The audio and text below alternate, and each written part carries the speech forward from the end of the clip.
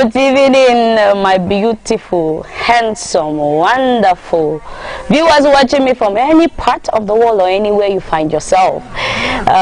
If you're just tuning in, this is Speak to the Counselor with your girl Lima Truth Mojoko on Royal TV, and we are going to be talking about something really intriguing. I want to apologize from my heart for the late start. We promise it will not happen again, and we promise we'll do better next time. But right now we want to talk about something very, very, very exciting, and some issues that happen and people don't talk about. Remember, this is Speak to the Counselor, where therapy is brought to you right at the comfort of your screen. Let's go on a short break, and when we get back, we dive into the topic. Speak to the Counselor with your girl Lima Truth Mojoko. Educative, informative, and inspiring. We ask questions, raise concern, and propose solution.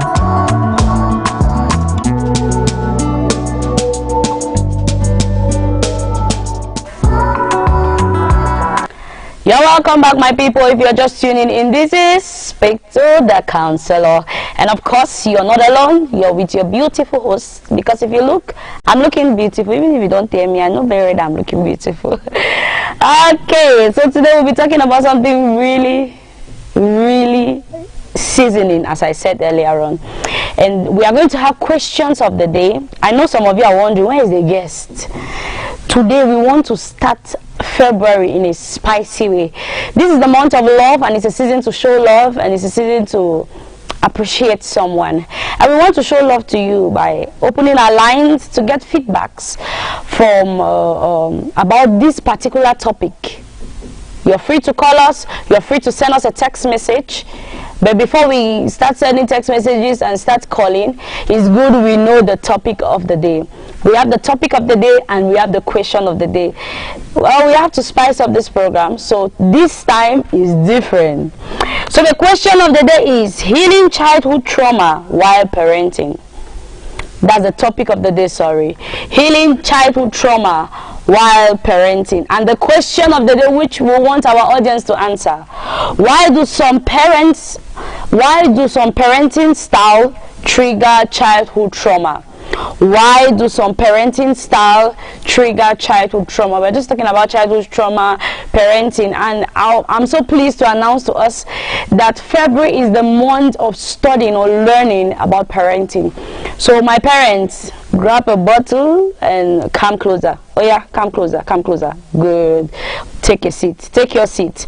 That's right. All right. Now it's time for you to learn. I don't want you to go nowhere. We're going to have counselors that are going to give their contributions. We're going to play it out loud, and you will hear their point of view, what they think about the topic. It's important you heal. It's important you move on. It's important you smile. It's important not to carry childhood trauma in parenting. Most of us, we are going through things and we bring it into parenting. We don't even know that these are the things we are going through. We don't even know. That's why we want our audience to come and share with us their concern. We want our audience to share with us what they think about this topic. It may be something you're going through, and next week we're going to have a guest that is going to digest this topic. I promise you that some of the questions you asked today, I'm going to note them, because next week we are going to put it out there, and our guest is going to answer. The guest we are going to bring is going to answer the question and break the question every step of the way. The black one. So back to the topic: healing childhood trauma while parenting.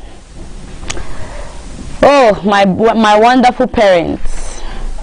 I know there are a lot of people who are aspiring to be parents, and every young girl, every young man desires to be a parent.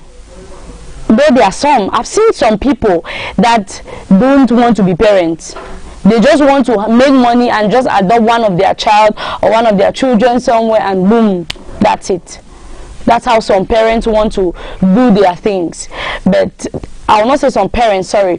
Some people want to do their things. They just want to adopt and start growing a child, and that's it. But this one is for those who are parents.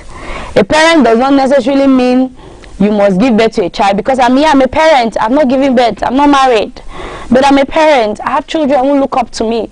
So those kids who look up to you, some of you have kids that are living in your house, sister, relative, children you took, you accommodated during the crisis and all. So those children that you're taking care of, yes, you're a parent. So grab your seat and come closer. It's important not to carry trauma into parenting, because most times you want that child to reflect, or history not to repeat itself. You want to do things the right way. You want to make things work out the right way, which sometimes at the end of the day you turn out to hurt the child. The child is hurt, the child feels like you hate the child. I've seen children where they don't want to catch their parents. By God's grace, I'm a Sunday school teacher. I teach in the children ministry in my church, and even other children ministry in different churches. And I've heard stories. I've heard children give complaints, some kind of complaints. I'm looking at the parents, I'm like, do you notice this parenting style is affecting the child? Most times the parents don't even know, they don't even know that they are going through this trauma. And we're going to be learning a lot. We're going to go on a short break, and when we get back, we'll open our lines to take up calls. And before we take up calls, there is something I want to give you. So let's just go on a short break, then I'll bring it to you. We are determined to accompany you in our entertainment, news, sports, debates, documentaries, and many more. Join our cream of journalists, presenters, reporters as we are ready to serve you. Now continue for prayer. Baba gonna go answer our prayer. The most important duties of an imam is to invite people to that which is good. Ladies and gentlemen, you're welcome to speak to the counselor on Royal TV.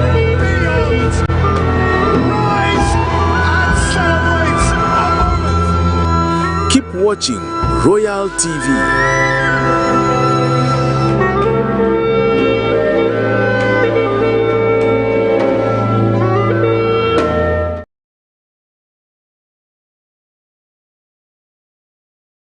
Every day in life brings new challenges.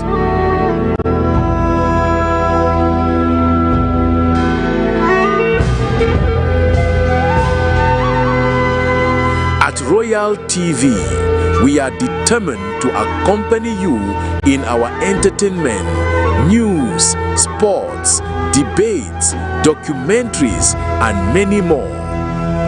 Join our cream of journalists, presenters, reporters as we are ready to serve you. Now continue for prayer. Baba gonna go answer our prayer. The most important duties of an imam is to invite people to that which is good. Ladies and gentlemen, you're welcome to speak to the counselor on Royal TV.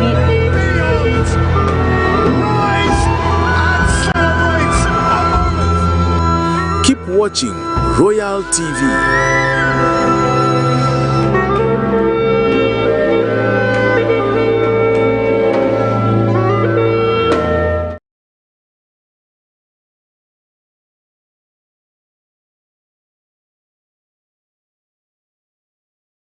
Every day in life brings new challenges.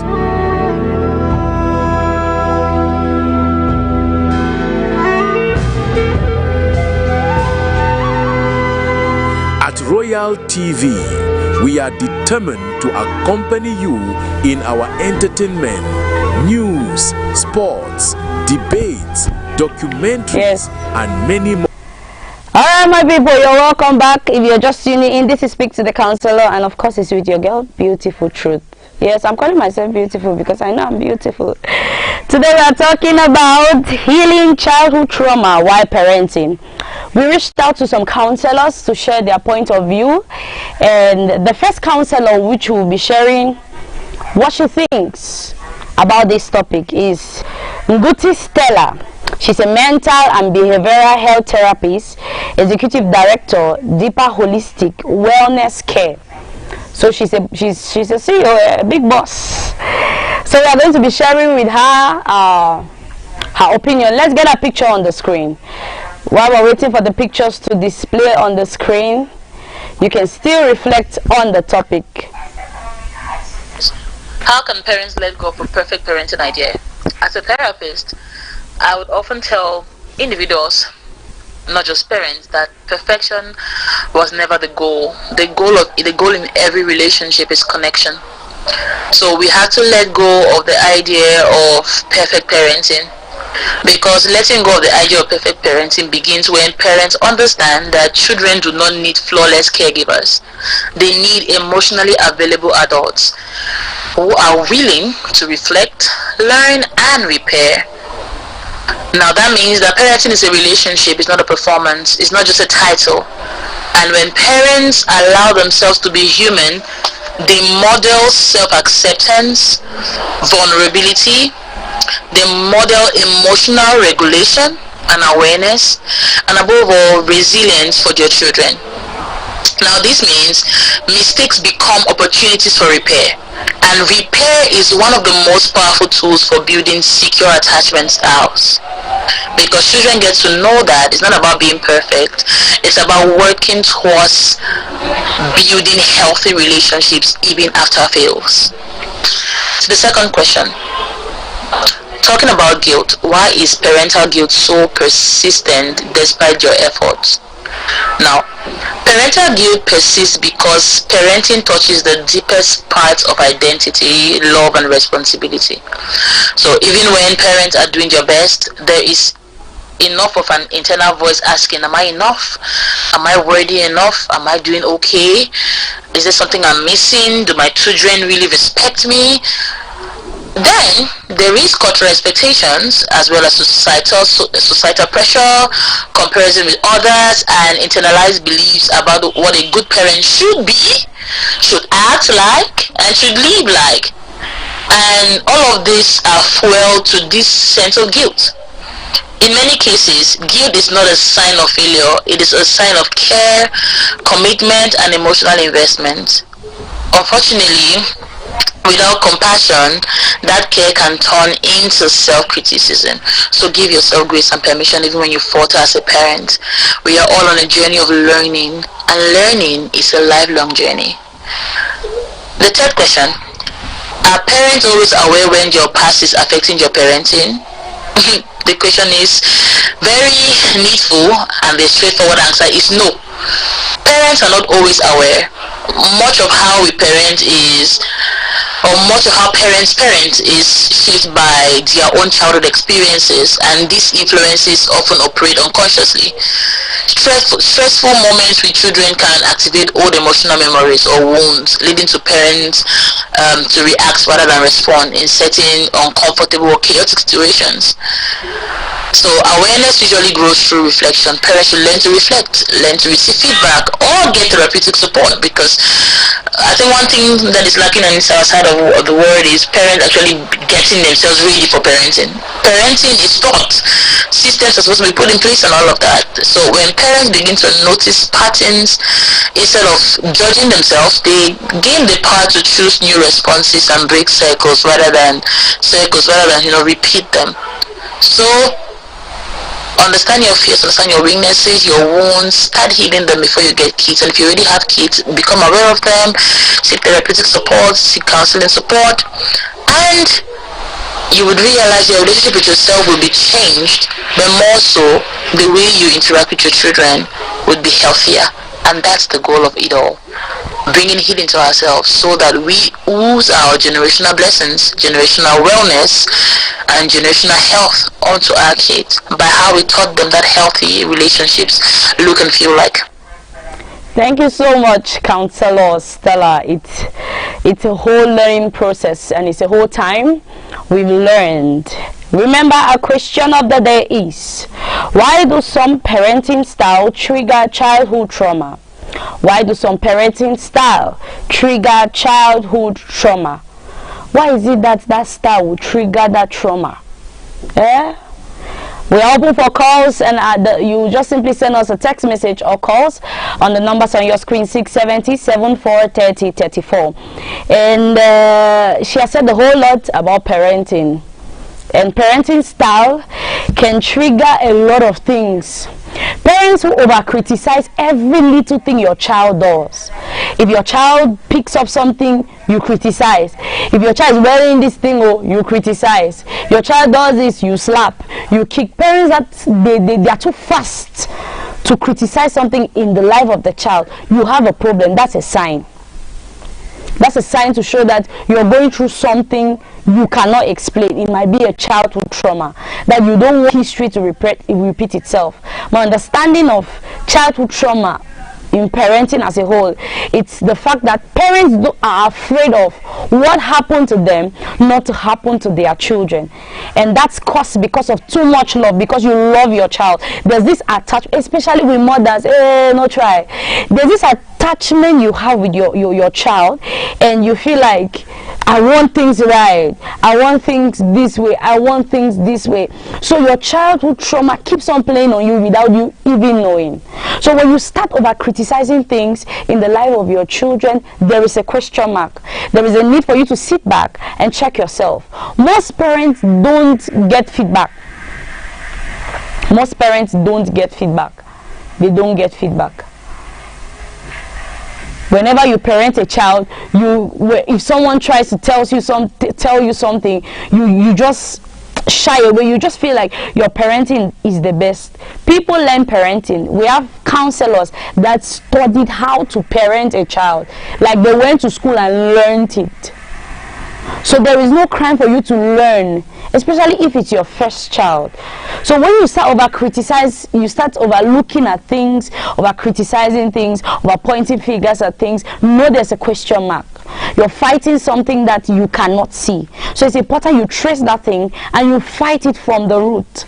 Thereby you start healing while you're parenting your own children.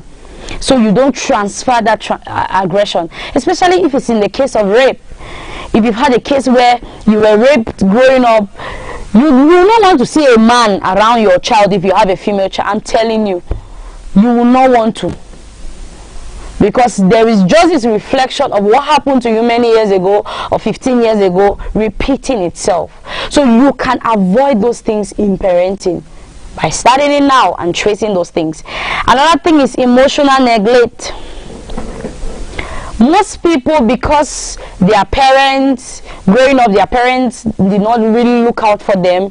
You see, when they give birth to children, they tell their children, when I was growing up, my mother would leave the house in the morning and leave everything. I'll take care of the children. They will not even care. Why is it that your time, you want all of the attention? I've seen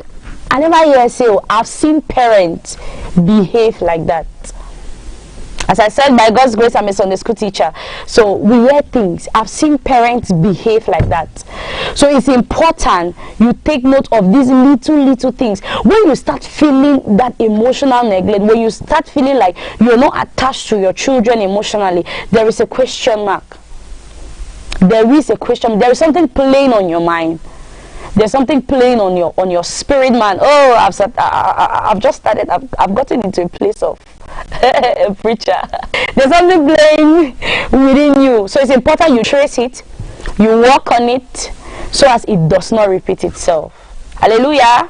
Amen. All right, we are going somewhere, and our lines are still open. Please, you can send us a contributions, you can call, and we want to hear what you have to say about this topic.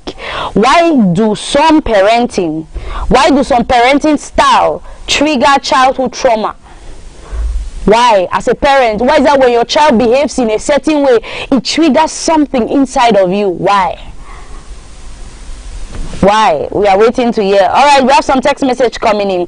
This person is saying, hello Lima Truth, good show you have there. I want to say, sometimes when you've not gotten over a certain trauma in life and you have kids, especially if it's with men you are so much afraid of, especially if it's with the people you're so much afraid of, so it doesn't happen again. The fear of history repeating itself grabs you, and then you become too protective. That's true. And Peter writing from Small Support. Thank you so much, Peter, for sending in your contribution. That's another thing too. When you start becoming too protective, You want to protect this thing. You want to protect this thing. You don't want this thing to happen, and all and all and all. Let me tell you a story. I witnessed a case of a parent who is too protective of the child. The child does not go out of the house without proper full. In fact, she does not go out of the. A male does not visit the child. It's a girl child. A male, if you are an opposite sex, you are not permitted to come to her house. You are not, even if it's your church brother, you are not permitted. She's not permitted to even shake hands with a boy. That's how serious it is. In the process of tracing it and finding out a lot of things, we realized that this is happening because the mom had experienced rape. She was raped, and she was raped by someone she called brother. And because of that, no boy visits the house. Even relatives that are male affected the child. The child started hiding a lot of things. Parents, when you start being too protective, you push the child away, and there's a lot of fear. In the process of that fear, that child will turn behind and start confiding in people, and that person he or she is confiding in might not be the right person to give the right advice. So it's important you get close to your children and think back. Get on a place and think that, what am I doing? Is it correct? Is it good? Is it proper? So it's important you take note of all of these things. We have again another contributions coming in. This person says, hello beautiful Lima Truth Mojoko. I really love your smile. Ha. Thank you. Thank you. Thank you so much. I'm surprised though, and how you engage and keep, and how you engage. Keep it up, my darling. Thank you. You look so beautiful on air today. In regards to the topic, my opinion, most parents don't even know they are going through trauma. They feel it's love, but what happened to them 15 years ago is playing on them. So I advise parents should check their parenting style always. I'm Philip, writing from Bakori Town. It's a melo. Philip, thank you so much. Thank you for appreciating my smile, and thank you for your contributions. Philip is saying, parents, check your parenting style. It's important you check your parenting style. Today is a day of getting all the feedbacks, all the questions, and all the response. I want you to get on air with me, and I want you to join me in this topic. Right now, we are going to go on a short break. When we get back, we are going to have another counselor handling the same topic in another way. Hey, Royal TV viewers, your voice matters, and now we want to hear it louder than ever. We've created a special WhatsApp feedback group just for you. Got opinions about our shows? Suggestions to make Royal TV better? Compliments, complaints, or hot takes? This is your direct line to us. Joining is easy. Simply scan the QR code on your screen right now, and you're instantly connected to the Royal TV community. Be part of the conversation.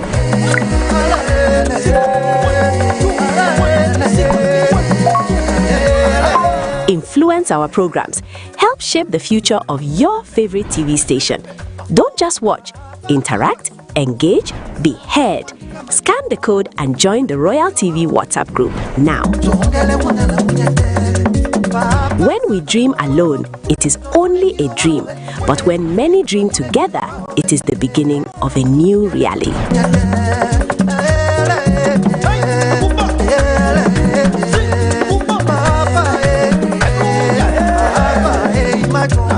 Hey, Royal TV viewers, your voice matters, and now we want to hear it louder than ever. We've created a special WhatsApp feedback group just for you. Got opinions about our shows? Suggestions to make Royal TV better? Compliments, complaints, or hot takes? This is your direct line to us. Joining is easy. Simply scan the QR code on your screen right now, and you're instantly connected to the Royal TV community. Be part of the conversation.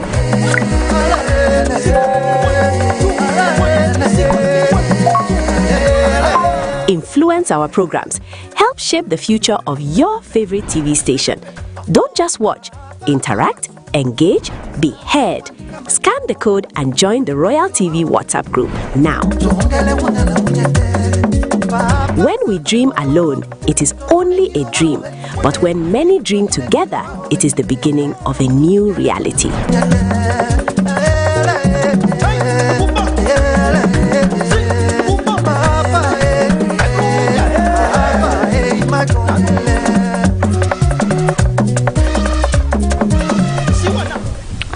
You're welcome back, my people. Right now we want to get another doctor giving her point of view in regards to the question. Can we get her picture on the screen, please? Dr. Mrs. Mbiandang Fingenan. Yes, that's her name. All right, let's get to hear what she has to say about the question. Good evening, and thank you for giving me the opportunity to discuss some of the salient issues in our society today over your channel. It's a very interesting topic, I must confess. But since we have limited time, maybe we might not be able to exploit it from various directions. So for today, we'll do what we can do today, and maybe we can book for a part 2 in another edition of the program. Thinking of teens, children in their teenage from 13 to 19. At times it might even start early, at 10, at 12. Some 12-year-old, 10-year, 11-year-old, they behave like teenagers already. So could shift it down, especially nowadays with the influence of the social media and artificial intelligence.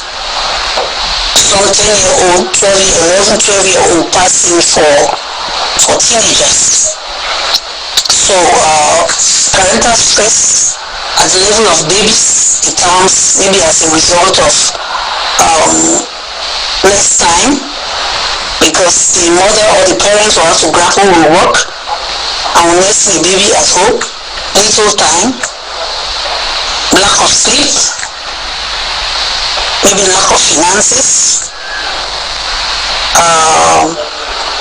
societal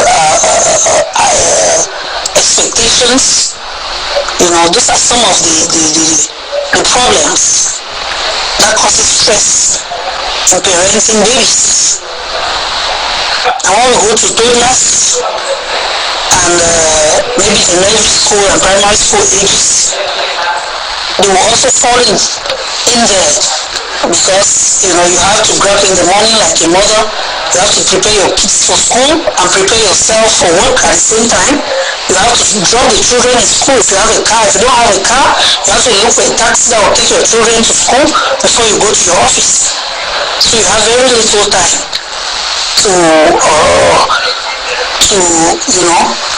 to take care of your office work and housework. What can help in a situation like this is a proper schedule,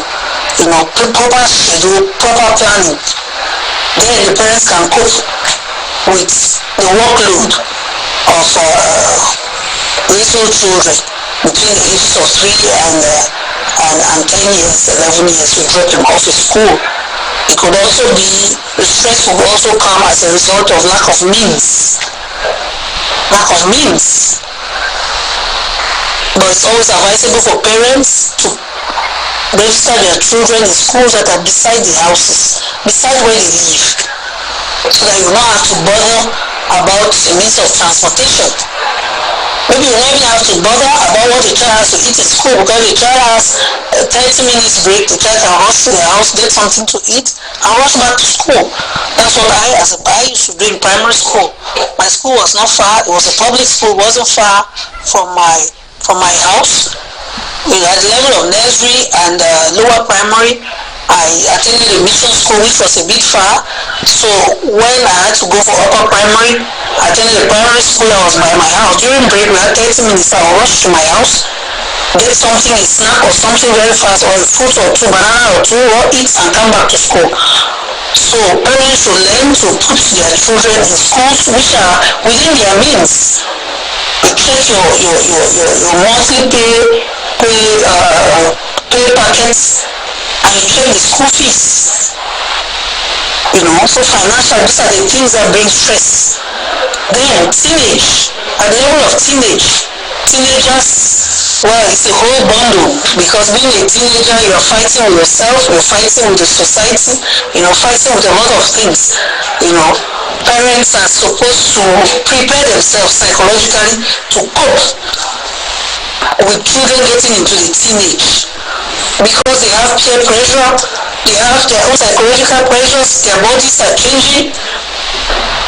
So all of this stresses the parents. They are struggling to become an independent thinker. They are struggling to have their own line of thoughts that they might want to impose on their parents.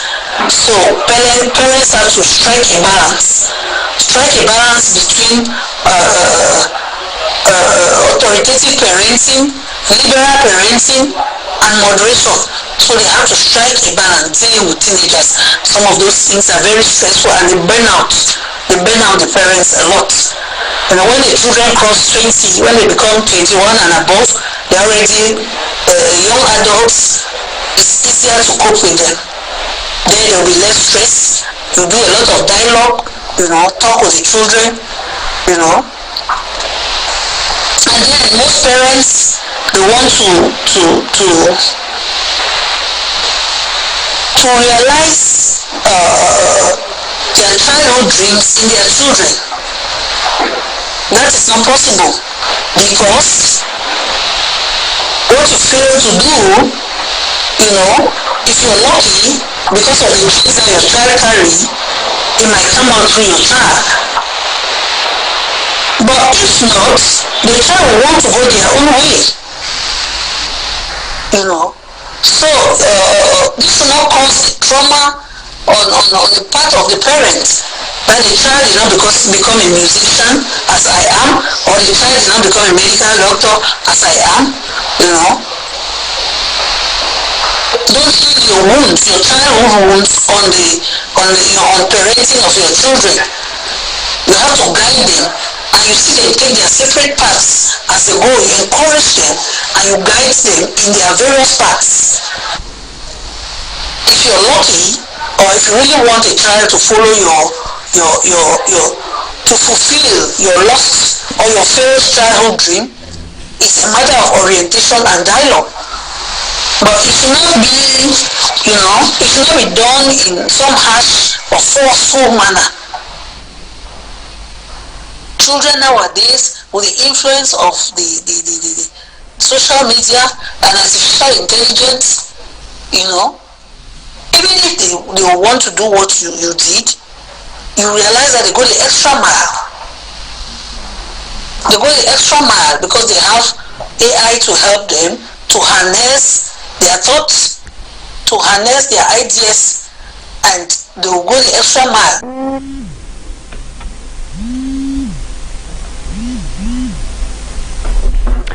We are sorry about that. We had some fault while she was struggling to give a whole explanation of the topic, but we are going to cut it there. It should be network issue.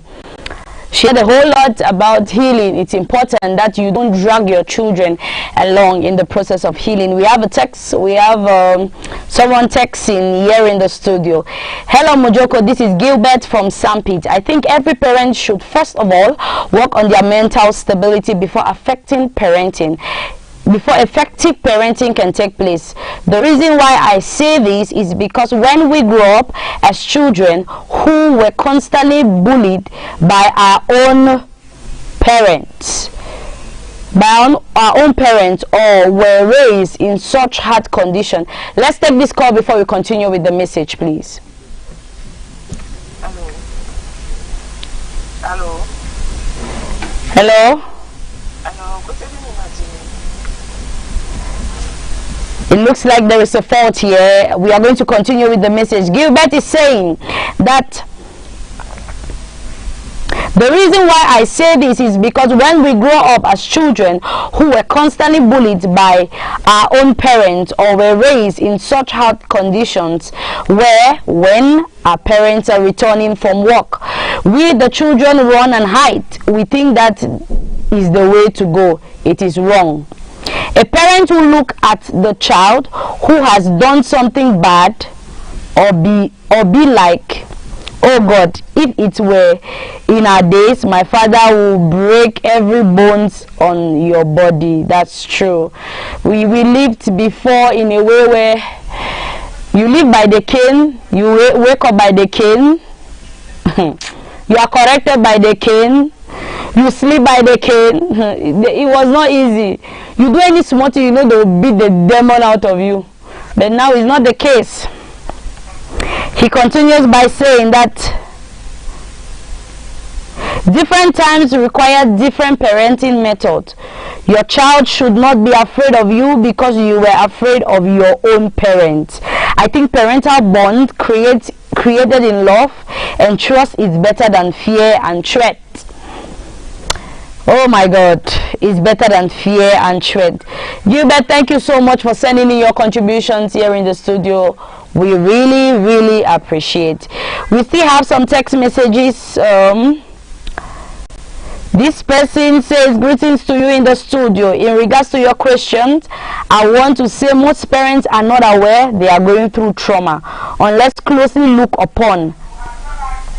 Ask your children how your parenting style is. I said it here. Ask the child, how do you think I'm treating you as a parent? The truth is most children will think that you're wicked. But I always used to tell my mom, thank you.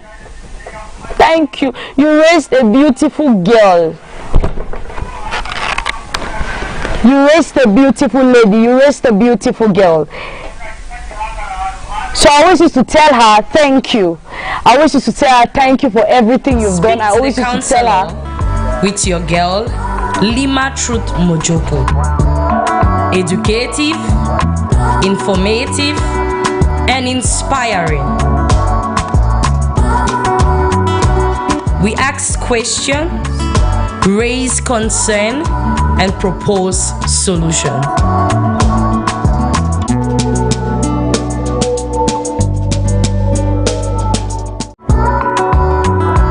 Speak to the counselor with your girl, Lima Truth Mojoko.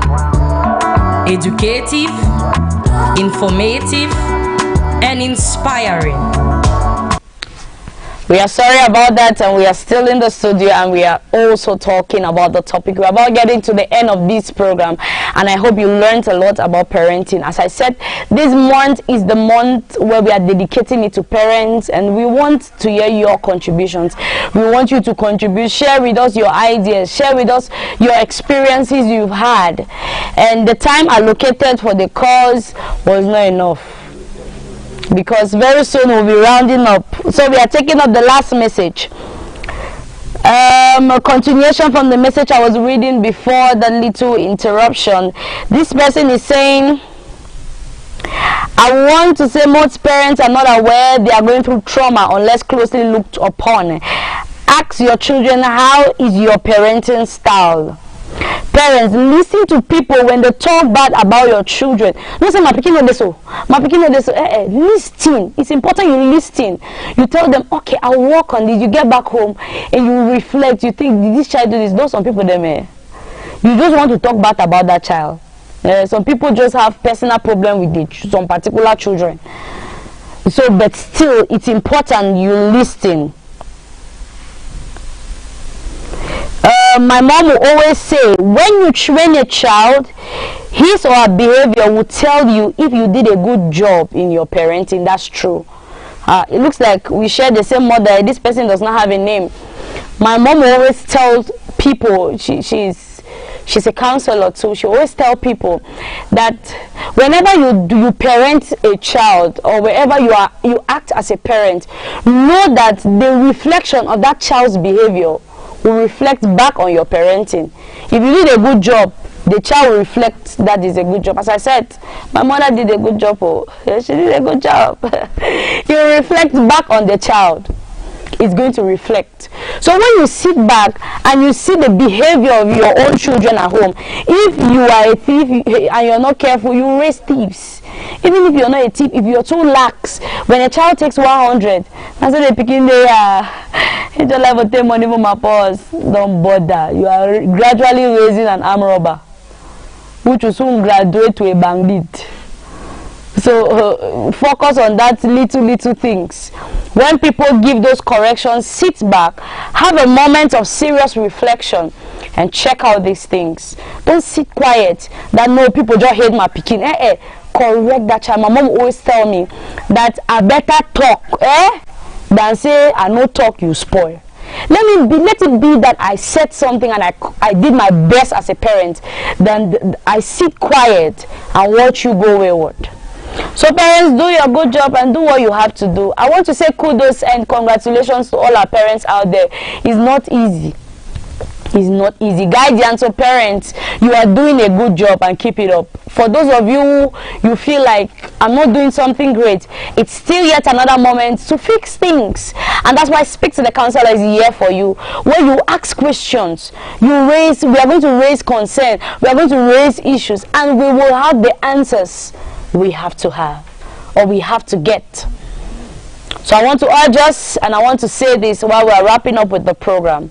If there's one thing you should take now, is don't criticize your children. 1, 2, be careful when you start having emotional neglect. There is a problem. And 3 things is don't be too overprotective. Once you are overprotective, you have an issue. You are going through childhood trauma. You don't want history to repeat itself. That's the meaning of childhood trauma. You don't want history to repeat itself. So I love you all, but I have to go. I have to go. But I love you guys all, and I love you all of my heart, and I hope you learned something from today's program. Right now we've come to the end of Speak to the Counselor. We've heard counselors giving their contributions or their response to the question, though they are not here on set with us. But next week we are going to bring a counselor to digest the topic. I'm waiting to get your questions, and I'm waiting for us to interact and share those ideas together. All right, my people, we don't want to leave you. Royal TV is not leaving you completely. We want you to stay close to Royal TV for more informative, educative, and entertaining program. And also, news is coming up. There's a lot of program in store for you this evening. We have cross views, a lot of program. We don't want you to go anywhere. So don't go anywhere, buckle your belt, and just stay on Royal TV. And trust me, you'll thank me later. I've been your host, Lima Truth Mojoko, and this is Speak to the Counselor. I love you all.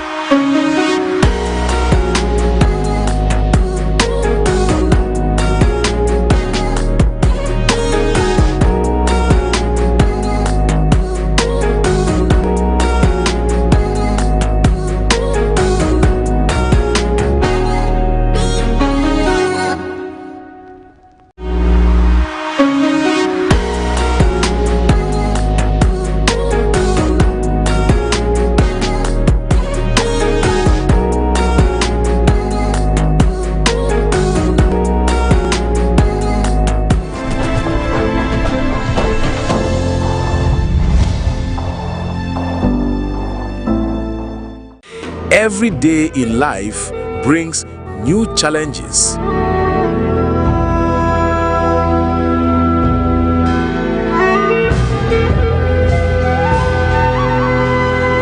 At Royal TV, we are determined to accompany you in our entertainment, news, sports, debates, documentaries, and many more. Join our cream of journalists, presenters, reporters as we are ready to serve you. Now continue for prayer. Baba gonna go answer our prayer. The most important duties of an imam is to invite people to that which is good. Ladies and gentlemen, you're welcome to Speak to the Counselor on Royal TV.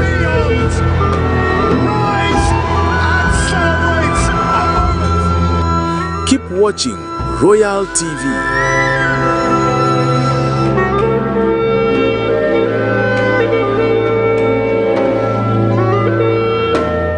Hey, Royal TV viewers, your voice matters, and now we want to hear it louder than ever.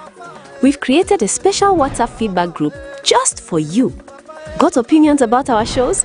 Suggestions to make Royal TV better? Compliments, complaints, or hot takes? This is your direct line to us. Joining is easy. Simply scan the QR code on your screen right now, and you're instantly connected to the Royal TV community. Be part of the conversation.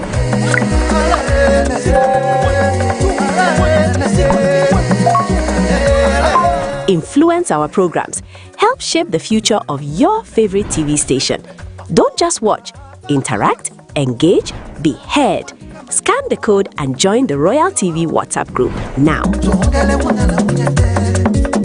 When we dream alone, it is only a dream. But when many dream together, it is the beginning of a new reality.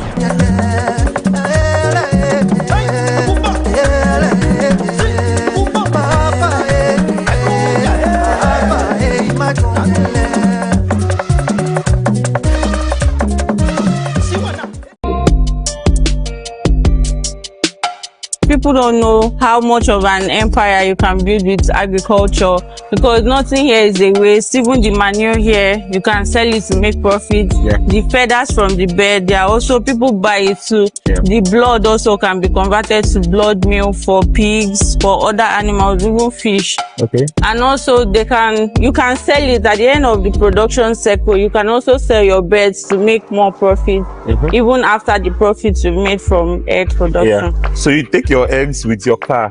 I'll go. But on a normal day, if people see that car, they won't believe you. They won't believe. When I open the boot, they'll be like, how come? They say if you use this car for delivery, what will you use to church? Because it's the farm that gave us money to buy the car. So why not? Meet this Nigerian lady who is running a 5,000 capacity poultry farm that produces approximately 150 crates of eggs every single day. For example, this 5,000 capacity, egg is sold at 5,000 naira for a crate. So when you times it, 150 crates a day times 5,000, that will give you like 750,000 naira as your daily revenue. Daily? Yes. If you are seeing my channel for the first time, I am Chidera Nwafo, and I would really appreciate it if you give this video a like and subscribe to the channel, as we are trying to get to 100k subscribers by the end of this year. Thank you.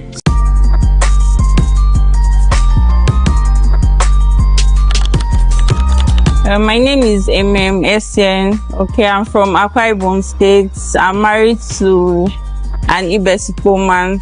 So when you wanted to go into poultry farming, why did you choose layers? You know, we have layers and we have broilers. Okay. So why did you choose layers? Okay, broilers are good when you are looking at short-term production. Yeah. Because it takes just 6 to 7 weeks. Okay. But for layers take time. And also if you are looking at long-run profits, layers is perfect for it, because the profit margin is higher than broilers in the long run. Oh. Yeah. So it has more profit than broilers? I did not say it, but in the long run, it's better.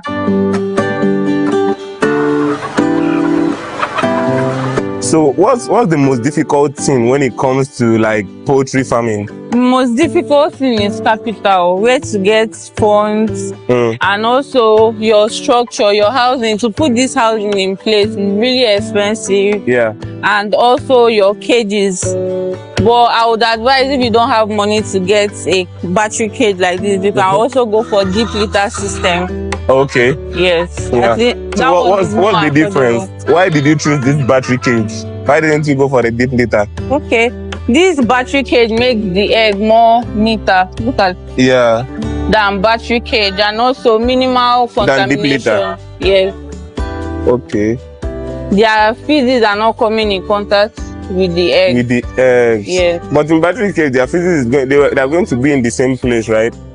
In deep litter, yes. Okay. So they can also step on the eggs, and at the end of the day, you'll be having a lot of cracked eggs. But here it's rare Very rare to have cracked egg. How often do they lay? They lay from now till from morning as early as 5. Like one bird should lay how many eggs in a day? One. Okay, they lay one in a day. Yes, one. Oh, okay. That means with these 5,000 eggs, do all of them lay every single day? Some don't lay. Yes, but at least out of 5,000, 4,800. Oh, okay. Are laying. So the other ones that don't lay, what's the problem with them?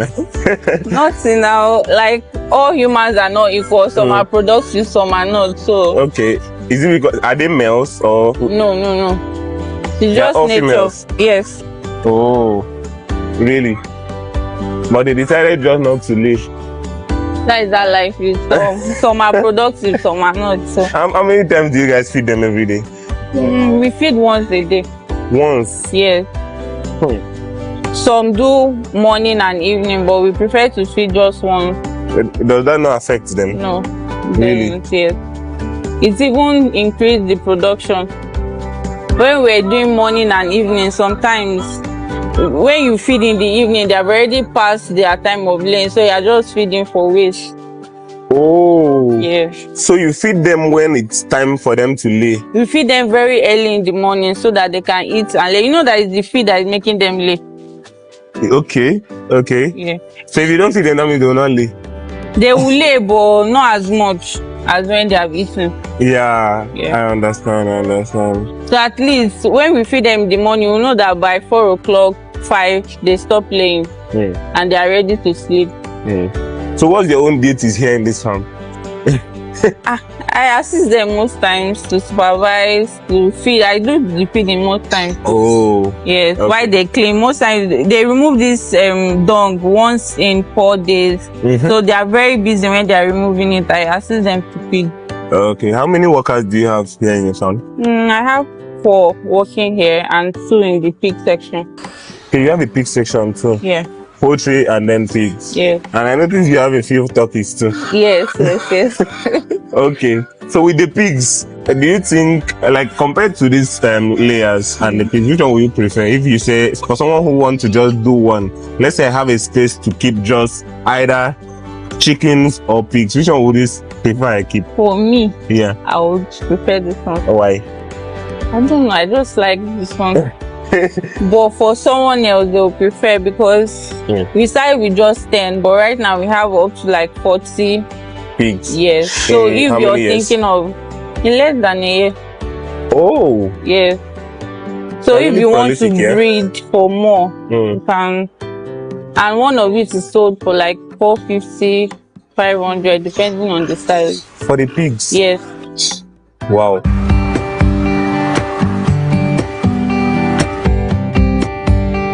There's a question people like asking, how much will I make? How much will I get if I invest in poultry farming?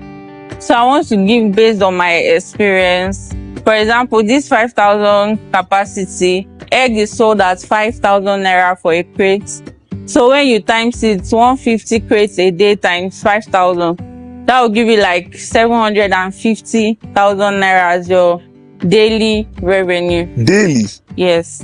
But then your feed cost takes about 70% of daily expenses. So we give 22 bags of feed here daily. 45,000 birds? Yes. Okay. So when you calculate it, a bag of feed is sold at 17,400. So when you multiply it, for feeding we spend 417,000 daily. So when you subtract it by the 750, you have like 330,000 as your daily profit. Really? Yes. So by 7 days, you know what you have. Then by 4, maybe a month.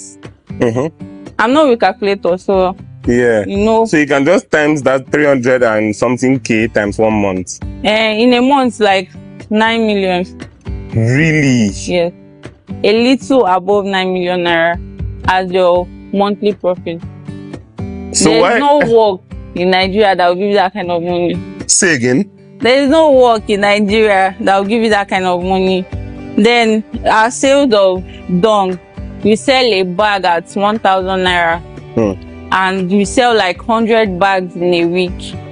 So that is like 100,000 naira every week. In a month, 400,000. For just the drop-ins? Yes. Really? So we use it to do vaccination, payment of staffs, and maintenance. We don't even touch our profits. Yes. Wait, so I want to get something right. You use the money you sell, you make from selling the drop-ins to pay your staff and maintaining the farm? Yes. Really? Yes. That means the profit goes to another separate savings account. And also, at the end of the production cycle, after 1 year, 6 months, you can sell off the beds. Each of it is sold at 7,000 naira market price. So 7,000 times 5,000 will give you like 35 million. Crazy. And after they are going to be saying farmers are poor. How? See, it's not possible. So you use part of the money to restock, to get new day old.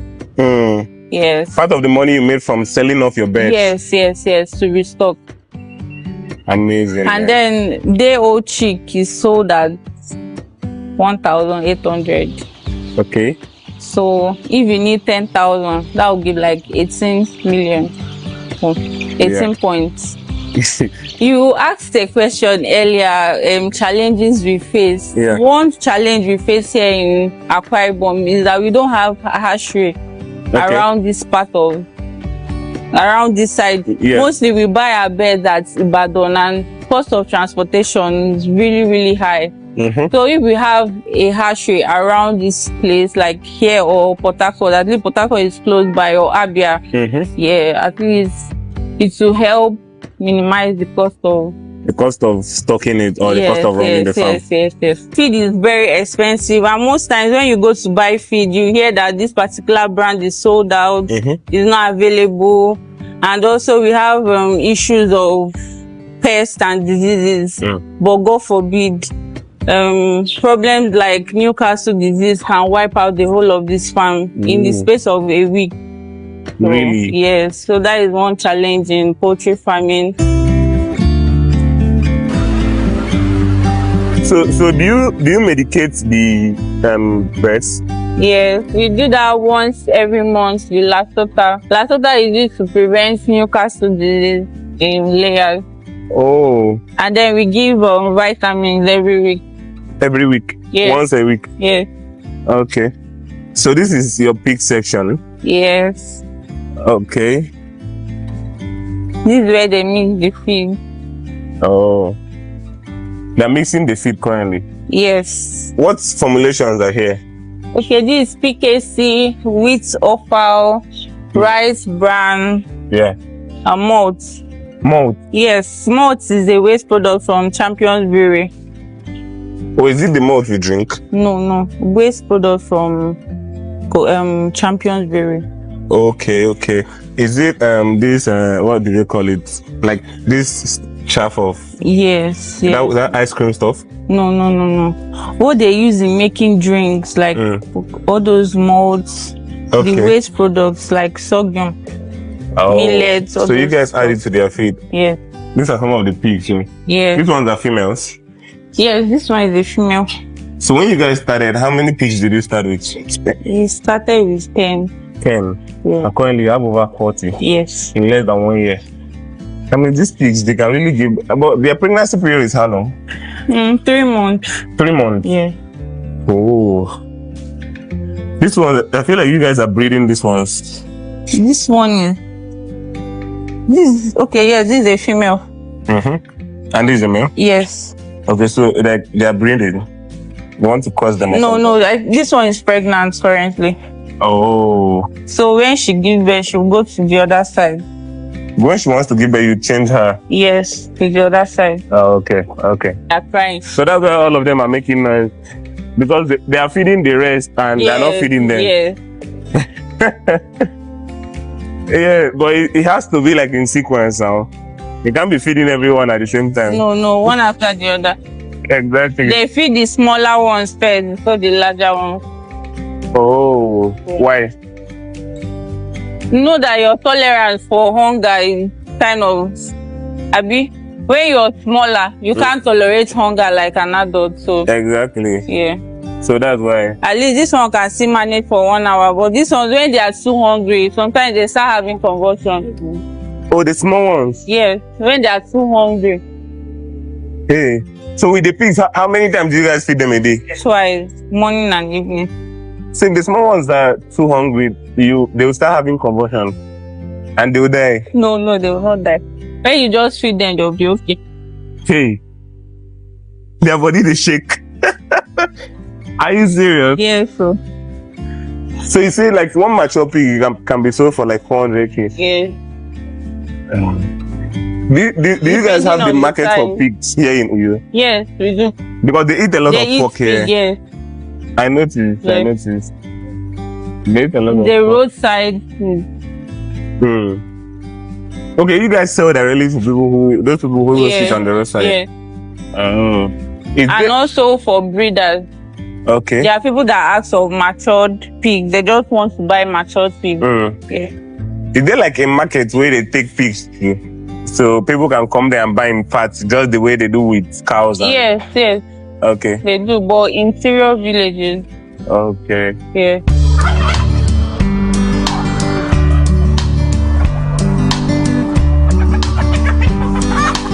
We started here. Yeah. That other structure you saw was not in place. It was just here, and we started with just 500. Okay. So after 500, we used that one to learn the business first, and then we now started with 2,000, from 2,000 to 5,000. Oh. But we are expecting 10,000 day old next week. So oh wow. we are increasing gradually. That means you can always start from small. Yes, to understand the business first. Okay. So originally, what do you do as outside poultry farming? You're a full-time farmer. Full-time farmer. When someone see you outside now, they can't tell you're a farmer, you know, No, right? they don't know. They don't know. Yeah. So like, if let's say you go out to the bank and you want to like open an account and they feel your occupation, what do you feel in there? Farmer. Really nice, man. Yeah. So you were telling us that you don't leave this place open for your workers. Yeah. Okay. Why? Because you can't just trust people like that. So it's a wise thing to do. You lock the place. Yeah. When you open the place, that's when everybody comes, and when you are leaving, you lock the place. Even if you notice the other side you came out from, I locked it. So if they want to put the water, they can control it from outside. Yes, from outside. Yes. So I don't need to be here. You don't need to be here 24/7. Yes. So that they don't take your eggs. Your eggs is good, you know? Yes, so. Yeah. Okay, so in this section now, how many birds are here? Okay, here we have 2,000. 2,000? Yes. In the other side, we have 3,000. Oh. Yeah, the other side is definitely much. Why did you decide to make it 4 layers? Some people used to be like 3. Your own seems like really high. To accommodate. Yes, and also to minimize space. So yeah. So is it possible to like add another one on top? It's possible if you have the structure for it, you can. Oh, yeah, that is going to take less space, but more beds. But more beds, yes. Exactly. If not for the housing, would have increased it. Okay, so like building taller housing would have been better. Yes, somehow. Okay, sometimes farmers have issues of egg being piled up in their egg room. Yeah. When you ask them, they'll say no market for it. People are not coming. Why must you wait for people to come to you? Sometimes you just stock up your eggs, take it to them. There is no how they'll see this egg, they won't buy it. It's not possible. There is no supermarket I will approach that won't buy. Because I sell slightly cheaper than others. Okay. Yes, so you take your eggs with your car? I will go and give them flyer. This is the Mary Farm egg. We have egg for you. Ask me how much is the egg? 5,000, and it's cheaper. But on a normal day, if people see that car, they won't believe it's easy to carry eggs. When I open the boot, they'll be like, how come? They say if you use this car for delivery, what will you use to church? So. But it's still the same car you use to church. Because it's the farm that is giving you the money. Yes. So why not? Yes, why not? Yeah. Man, that's crazy. Don't worry, I'm going to show them a footage of the car so they're going to see it. Because this is like a luxury car. People will be like, it's something people used to do, guy. But you're using it to carry eggs. So to set up, you have to have your housing in place. Once you have your housing in place, every other thing is easier. Yeah. Yes, so the housing is like the most important thing now. Yes, your housing. After your housing, your day-old chicks has to be in place. And you have to buy from a reputable hatchery. Yes, if not, at the end of the day, your birds might not even lay. Oh. Yes, it's possible. So you need to get from a trusted source. Yes. After that, you need to plan because you know that they won't lay for 20 weeks. And you have to feed them for 20 weeks. Yes, so you have to have cash at hand to feed them for that period before they start laying. Then you can get your money back gradually. And you're going to be spending a lot of money for that 20 weeks. Before you start recuperating your money daily back. Feeding, 400,000 times it by 20 weeks. How many days do we have? Yeah, that's like 7 days a week times 20. Times 20 times 400,000. That's going to be running in millions. So you need to have money, a lot of money.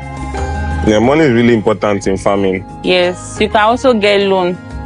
Like if I want to apply for a loan of 200 million, once they come to the farm, they will give me the loan. Really? Yes. Okay, because they know that you have something worth more than that. Yes, that you can pay back. So if you have your housing in place, you have other structures, you can go to the bank and show them, okay, see, I've placed this, I've placed that. I just need money to buy the birds, or I just need money to buy the feed. They will give you, why not? 3 chicken here, but you're seeing just 2 eggs. You know what it means? What? It means that 2 out of them has laid and 1 has not yet laid. Okay, each section here you can tell how many chicken left in there. Yes, this one there are 3 and they laid just 2, 1 has not laid. Yeah. This one there are 2 in a cage, 1 has laid, 1 is yet to lay. Okay, so you can track it. Yes, you can. This one there are 3 and the 3 of them have laid. Okay. Yeah. There are 2 of them have laid. This one there are 3, only 1 has laid. Okay. So when you come back later, you see that the one that is missing will be complete.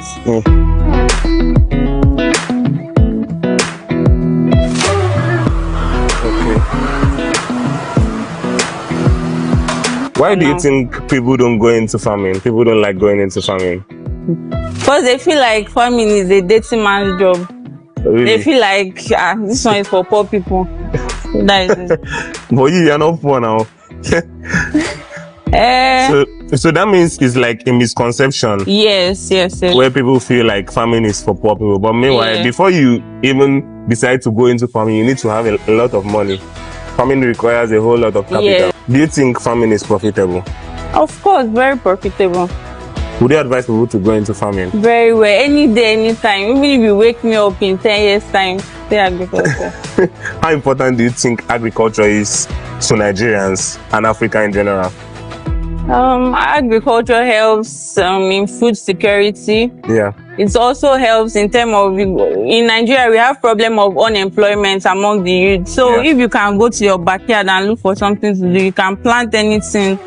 You don't even need the government's money. You don't even need to work in any big firm when you can produce your own and pay your own staff, pay yourself. So yeah.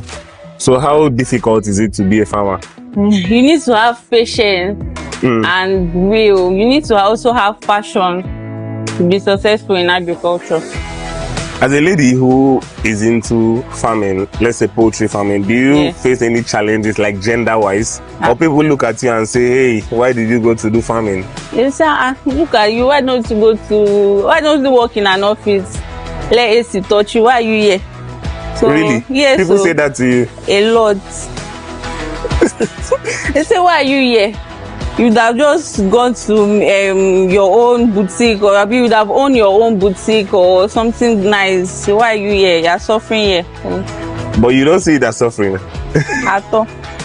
So you prefer being a farmer than owning a boutique? Yeah, of course. Why? There is more money. Okay, there's more money. More money. So the profit is like really, really good. Yeah. So now there are a lot of Nigerians in the diaspora who want to invest into Nigeria, because you know most times these guys have the money to invest. So would you advise them to invest while they are not present in Nigeria? No, it's not possible. Except you have your parents, maybe someone you can trust that can be in charge. But if you're not here, don't even go for it. So people who are not present in Nigeria shouldn't invest into farming? Except you have someone you trust. Aside that, no. Any day, anytime, come to agri. This is where the money is. Money is not in your father's office. It's not in central bank. It's here in agriculture. Yeah. So you are slaying and you're a farmer? Yes, so. But is this how you look fine coming to the farm every day? Because I have where to go to. So yeah. Normally I'm not always on makeup, but I use my hair. Okay. Dress normally. There's also another thing I want to say. Okay. Most times people ask for jumbo eggs. Have you heard of something like that? Yes, like that jumbo big size. Yes. But sometimes jumbo eggs is not too good for we that are doing it for commercial purposes, because the breed that gives that jumbo just gives, okay, for this 5,000 now, we are having 150 crates per day. For jumbo, for the breed that gives jumbo, you are going to be having like 90. Oh, yes. So the breeds that give jumbo don't lay so much? They don't lay so much, yes. Okay. But this one lays numbers. And most times, at least in a crate, we have like one jumbo size. Okay. So the jumbo eggs are like plus sized eggs? Yes. We'll check for one before you go so that you see how it is. Okay. So like, what's your biggest motivation? What keeps you going every single day? It's God and good health. God and good health? Yes, sir. When there is good health, there is life. And when there is life, there is hope. Yeah. So what would have you been doing if you were not a farmer? Don't know. Probably I would have. I don't know. I don't know. Okay, I studied agri, and I was the one that, you know, that thing that they'll be saying. They gave me agri. I wanted to read medicine. They gave me agri, but this one I was the one that filled agri by myself. Okay. Yes. So you knew right from the time that it's farming you wanted to do? Yeah. But you know, when people hear about farming, they feel like it's a dirty job. You need to carry like shovel, hoe, and be stressing yourself out. But now, look at you, you are not doing all of that. I'm not doing maths farming. Okay.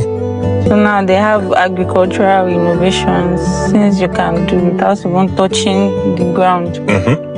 So you just have the idea. When you have the idea, you recruit people that will put it in place.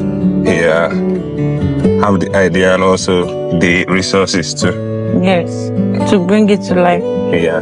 Thank you for watching this video. If you enjoyed it, please like and subscribe to the channel for more videos like this. And trust me, I'm going to be coming with more videos like this. Like, a lot of videos are coming up. Like, I've been traveling a lot lately, so I've been shooting countless videos, but I need to I need to show it to you guys one after the other. So join the amazing family by subscribing to the channel, as we are trying to hit 100k subscribers by the end of this year. Thank you for watching once again, and I'll see you on the next one. Peace. She decided to turn your abandoned plastic bottles, beverage cans, and crumbled papers into a profitable business.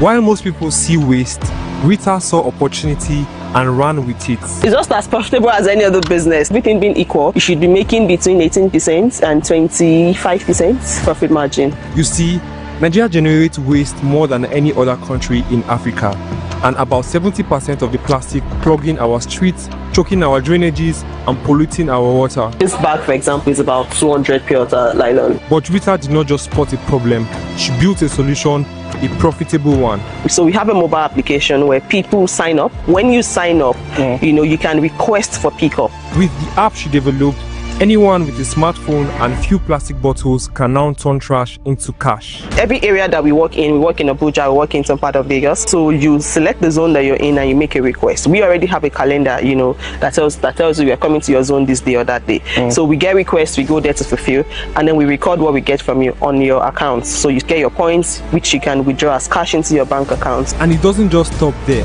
She even created a reverse blending machine where you can drop your recyclables and get rewarded instantly. So we train local community women, put them in clusters, give them equipment, and then let them just turn those plastic bags into fabric. Those fabrics we now make into like school bags, laptop bags, different products that we sell to corporate organizations that use them for souvenir. From eco-friendly bags to building bricks and more. We want to be in every household in one form, as a product or as a service or as a platform that they are using. That's the goal for us. She's turning yesterday's waste into tomorrow's infrastructure. And if you're new to the channel, please subscribe, turn on notification posts for more videos like this. After I decided that I was going to, you know, start my own business, do social entrepreneurship, it became a thing of what do I want to do? What am I best positioned to do, right? And luckily, I had moved to Abuja after school. So I also couldn't recycle or reuse waste the way I used to in my house. Because where I grew up, you know, you'd have these guys come around to even collect the waste material. But in Abuja, I didn't have that. So the estates everywhere. There was no like waste picker that could come around, and there was no place where I could go donate. You just dump and they come. So I had like my house filled with shoes, clothes, plastics, glass, those kind of things I would normally have like a means of exchange before.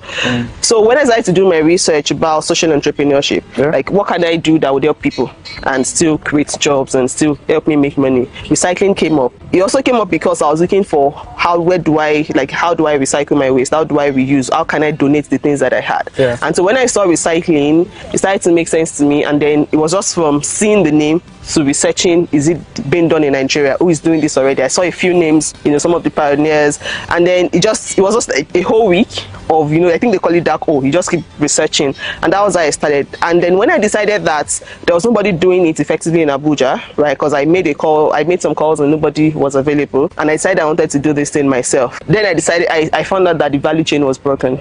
Who are you going to sell to? These people were informal, that they didn't even have a number online.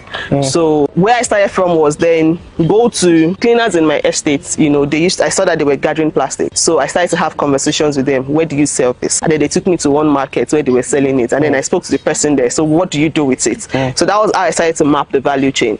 And when I saw that, okay, this is something I can try. The next thing was I went to my neighbor, opened her door and told her, Ma, I want to start this business. This is what we do. And she was literally my first customer. So she was so excited. What year was this was in 2017, in fact. We launched officially 2018 as a business, but all of this was in 2017. That's like 6 years now? No, that's like 8 years now. 8 years. 8 years now. Wow, yeah. amazing. 8 years. So I knocked on the door and she was excited that, oh, when they travel, you know, people recycle, but back in Nigeria, this is not happening. And so seeing somebody young wanting to start it is lovely. And so for like 3-4 months, she was like one of our best customers or best users. But yeah, that was how we started. And then after seeing that the first person loved it, I went to like the other neighbors. So on my street, it was just my neighbors that were inspiring me. And then after that, because remember that I was still working, my 2 weeks in, 2 weeks out. So I took like my savings and went to do a flyer. So I did 1,000 flyers that I never used, in fact, because it was a new idea and I had a name. Before the flyer was ready, I had a different name. The name that we started with was not Eco Butter. What inspired the name Eco Butter? So the name that I started with was Real Reintegrated, which was like my name, Rita, being played around with. But then, because when I started, I saw that there was a need for it to have environment or eco, something that when people hear it, they understand the goal. I was literally in the house with my friend Aramide, so we're throwing eco, trade, this, that, and then I think I said eco, she said butter, and it just made sense to put it together. That was how we came up with the name. And so we had already printed 1,000 flyers, so it didn't sell, and we didn't end up using those 1,000 flyers. And that was how the journey started in 2017. Are you the biggest in Abuja? In Nigeria, actually, at this point, we are the most innovative, the most technology-forward company, recycling company in Nigeria at the moment. I think we can lay claim on that. You know, yes, biggest in terms of size, in terms of volume, maybe not, definitely not, right? But when it comes to innovation and technology, we are definitely, you know, the leader. Amazing. How does your company company you work to collect waste, and how do you finalize the process of turn it into something else? We have different methods to collect. I think the one that we're most proud of is our technology platform. So we have a mobile application where people sign up. When you sign up, you know, you can request for pickup depending on the zone. So we work in Abuja, we work in some part of Lagos. So Abuja has about 8 zones for us. So you select the zone that you're in and you make a request. We already have a calendar, you know, that tells you we are coming to your zone this day or that day. So we get requests, we go there to fulfill, and then we record what we get from you on your account. So you get your points, which you can withdraw as cash into your bank accounts, right? So that process, that's like the biggest process where we get our, you know, waste from. People from everywhere request for pickup. We send our trucks out, pick them, and then they bring them here. So when they bring them here, you see already, so we sort them into different waste material types. PET plastics, HDPE plastics, LDPE plastics, like different types of plastic material. We collect paper, we collect carton, we collect e-waste, you know, just aluminium cans and stuff like that. What's e-waste? E-waste is electronic waste. So your laptops, your TVs, your chargers and things like that, your printers, you know. So we collect them, and different material streams go to different partner recycling companies, right? So for plastics, we have companies in Lagos, Shagamu, Ikorodu, Axis that mostly turn them into fiber. So fiber are those like white things that you stuff into your pillows. And then these days, some people are beginning to turn those plastic bottles back into new plastic bottles, even here in Nigeria. So we also service some of them. For shrink wraps, which are like the plastic bags, you know, we have companies that we work with that turn them into ropes or into even trash bags. You know, for can, we have people that we work with mostly around Agbara Axis, that Ogun State, that turn them back into cans.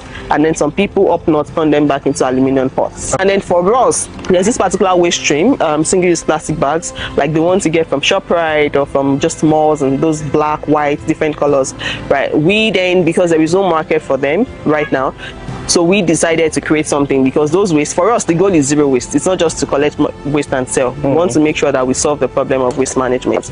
So we decided to develop a market for it. We train local community women, put them in clusters, give them equipment, and then, you know, let them just turn those plastic bags into fabric. Those fabrics we now make into like school bags, laptop bags, different products that we sell to corporate organizations that use them for souvenir. What are the challenges you faced in this industry so far? Okay, so I think the biggest challenge is how fragmented the market is, or the industry is. So it means that you get the material from households or from waste pickers, and then you sell to organizations or manufacturing companies that use the waste. For households, there is not enough policy, enough legislation that mandates them to recycle. So we have to do the work of, you know, educating and sensitizing. That's where we even have, that's where the idea of giving rewards or incentives and cash for waste came in, because it's not like the market is already there and then you're just going to, you know, take it. No, we are literally having to create the market, because of the way Nigeria is too, a lot of people do not even know that, you know, waste or how they manage waste is a big problem. They don't. It's just natural to them to throw it on the drainage or throw it on the open dump or stuff. So we're having to do a lot of sensitization, a lot of education, a lot of, you know, incentivizing and stuff like that, and that makes it very difficult. And also because they are not mandated to recycle, it means that we have to do the extra work of logistics. For example, in developed countries, there are recycling collection centers, there are bins, there are all of those things that people take their waste to. For us, we have to fuel a truck and then go house by house, which is expensive. Then coming to the sales side too, there are companies that yes we sell to, but there is like supposed to be a value chain that doesn't get respected in the waste space, because the industry is not developed, right? So that's the biggest challenge. So this is a weigh bridge. This is where we start from. When trucks come in, they, you know, get on the bridge. There is a small like computer that we use in checking the weight. So we check the weight of the truck when it has material on it, and then it goes and empties. So depending on the material type, if it's PET plastics, you see it there. If it's shrink wraps, you see it there.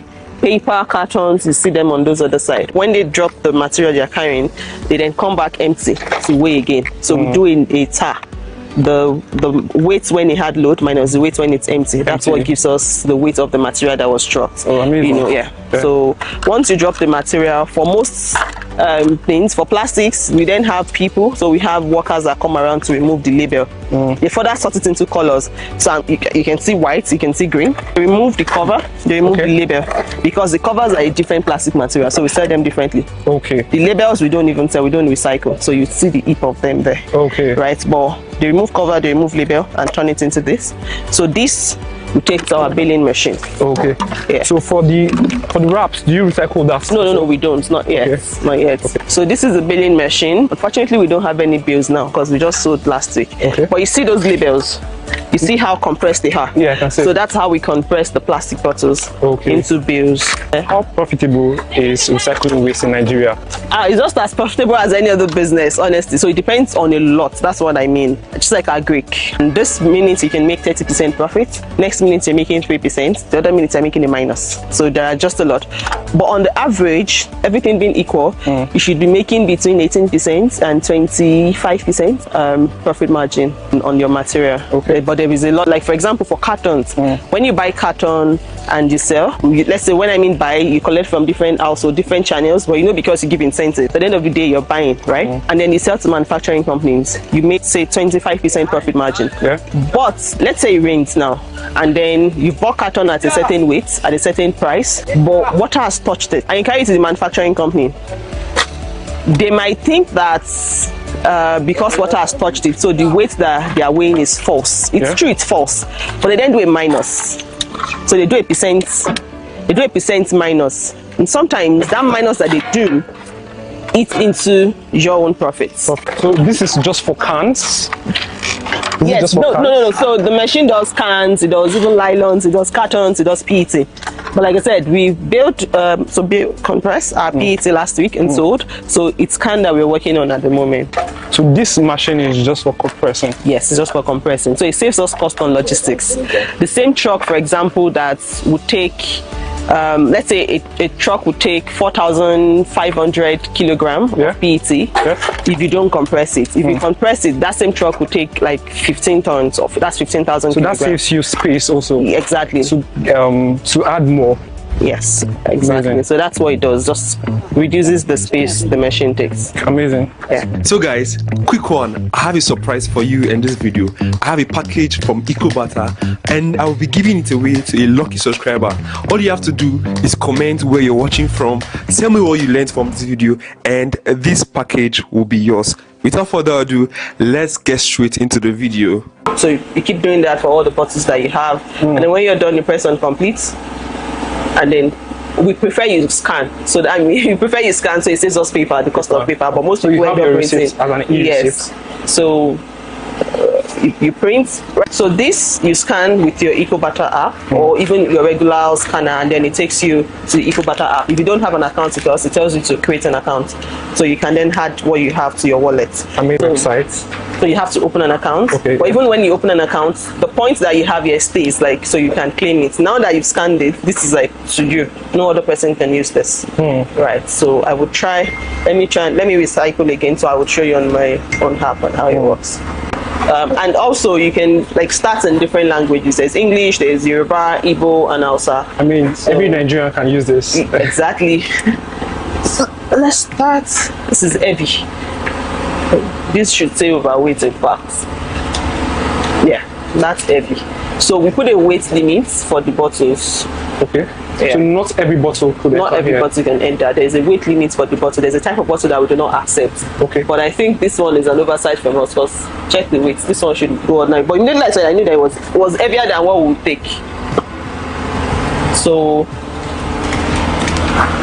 this is gone. Let me complete prints. Yeah. So I have like my app here, recycle, scan,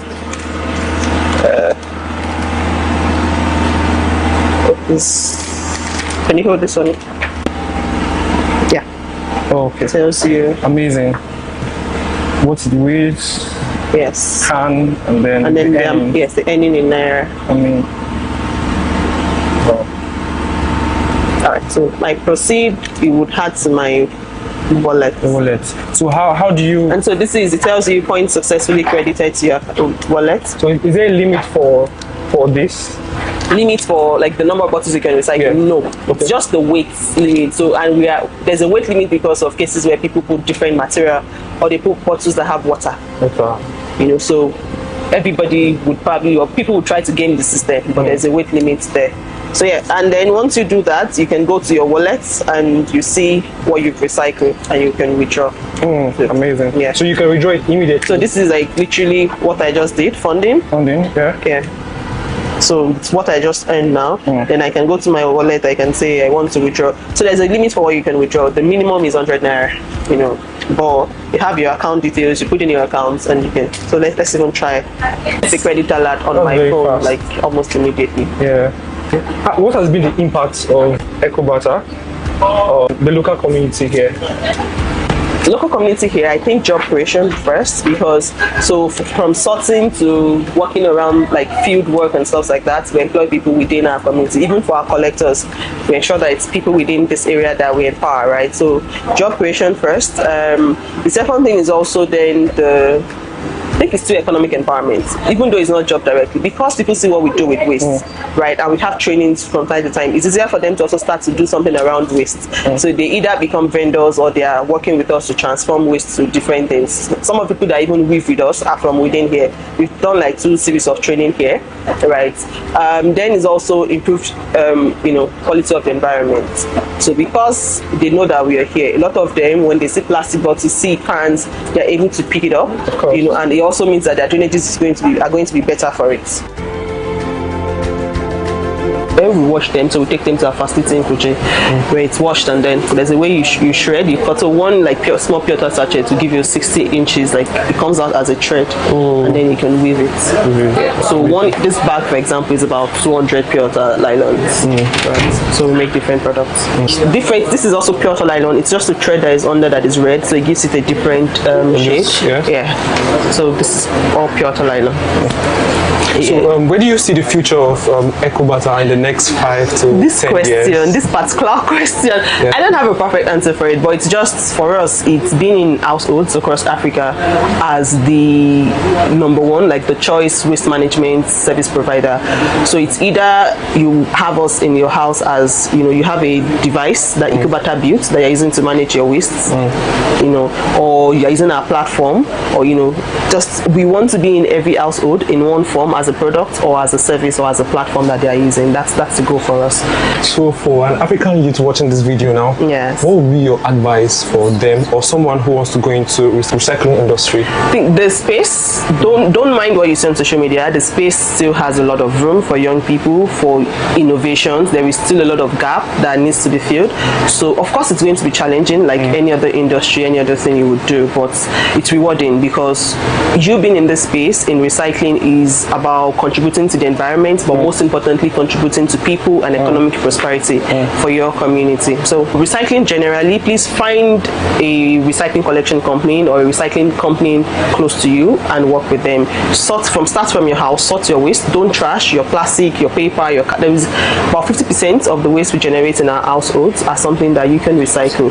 So sort them out graciously and then find a collection company to give them to, so that's the very first way to start. The other way is also, please talk to your neighbor. Now that you've heard this, now that you've heard me, you've watched this interview, please talk to your neighbor, talk to your friend, your family to also join the movement by sorting and recycling their waste at home. All right, thank you. So guys, I hope you enjoyed the video you just watched, and if you would, please like the video, share and subscribe. Also, I'll drop more information about EcoBata down in the description. See you in the next video. Peace. Donc il se lève, il me dit vraiment ce qu'il les a amenés ici chez moi. Il faut aussi savoir que la dot ne finit jamais. Nous avons commencé, mais tenez-vous tranquille, beaucoup de choses arrivent encore. Répète, dot tranquille, répète, dot tranquille, répète. Son père c'est un blanc, sa mère c'est une blanche. On n'a pas de nous donner les bébés chèvres, on croit que nous sommes nés de la dernière pluie. On est validé par ça, répète-nous, on est validé par ça. Comment la chèvre ici? Tu connais les chèvres ici, bébé chèvre. La chèvre, on appelle d'abord la chèvre ici que je ne suis pas ton bonbon. À nous, ça s'appelle encore balai bas, c'est que c'est le volume des chèvres. Tu vois un peu, non? Mon gang d'abord, c'est le biscuit. En outre, on dit que c'est la boulangerie même. Pain croissant.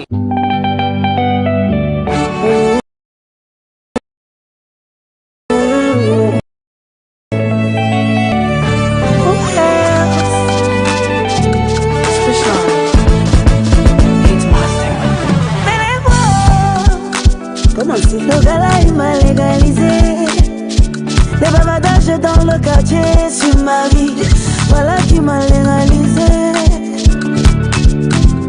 Ils ont dit j'étais frivole, mais là c'est moi qui rigole. Tout ça c'est mon nom, yeah, yeah. Oui c'est mon nom. J'achète ta part, c'est mon nom. C'est mon nom. Oui c'est mon nom. C'est mon nom. Même s'il est foiré, reste mon nom. Si ça t'énerve, j'achète ta part. C'est mon nom. Oui c'est mon nom. Même s'il est foiré, si ça t'énerve, j'achète ta part. C'est mon nom.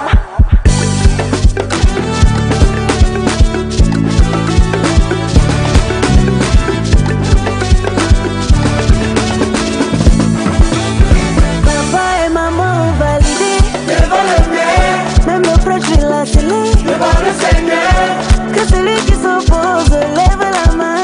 Qui m'aime, sinon tu te perds jamais. La femme qu'ils ont piétinée, devenue madame. Vieux qui sont végétés, aujourd'hui ça clame.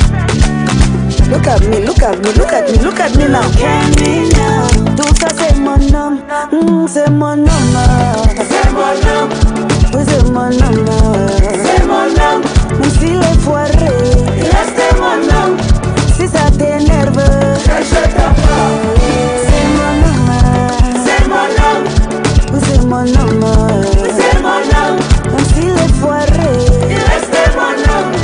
Si ça t'énerve, j'achète ta part. Même s'il est chaud, même s'il est pousse, même s'il est baissé, même s'il est bordel. Achète mon homme, achète mon homme, achète mon homme, achète mon homme, achète mon homme, achète mon homme. Même le prêtre il a scellé devant le Seigneur. Que celui qui s'oppose lève la main. Qui m'aime, sinon tu te perds jamais. C'est mon homme, c'est mon homme. Oui c'est mon homme, c'est mon homme. Même s'il est foiré, reste mon homme. Si ça t'énerve, j'achète ta part. C'est mon homme, c'est mon homme. Oui c'est mon homme, c'est mon homme. Même s'il est foiré, reste mon homme. Si ça t'énerve, j'achète ta part. Sans chercher pour moi. Daniel Riffy on the track. It is games on the beat. C'est le bas ou le bas.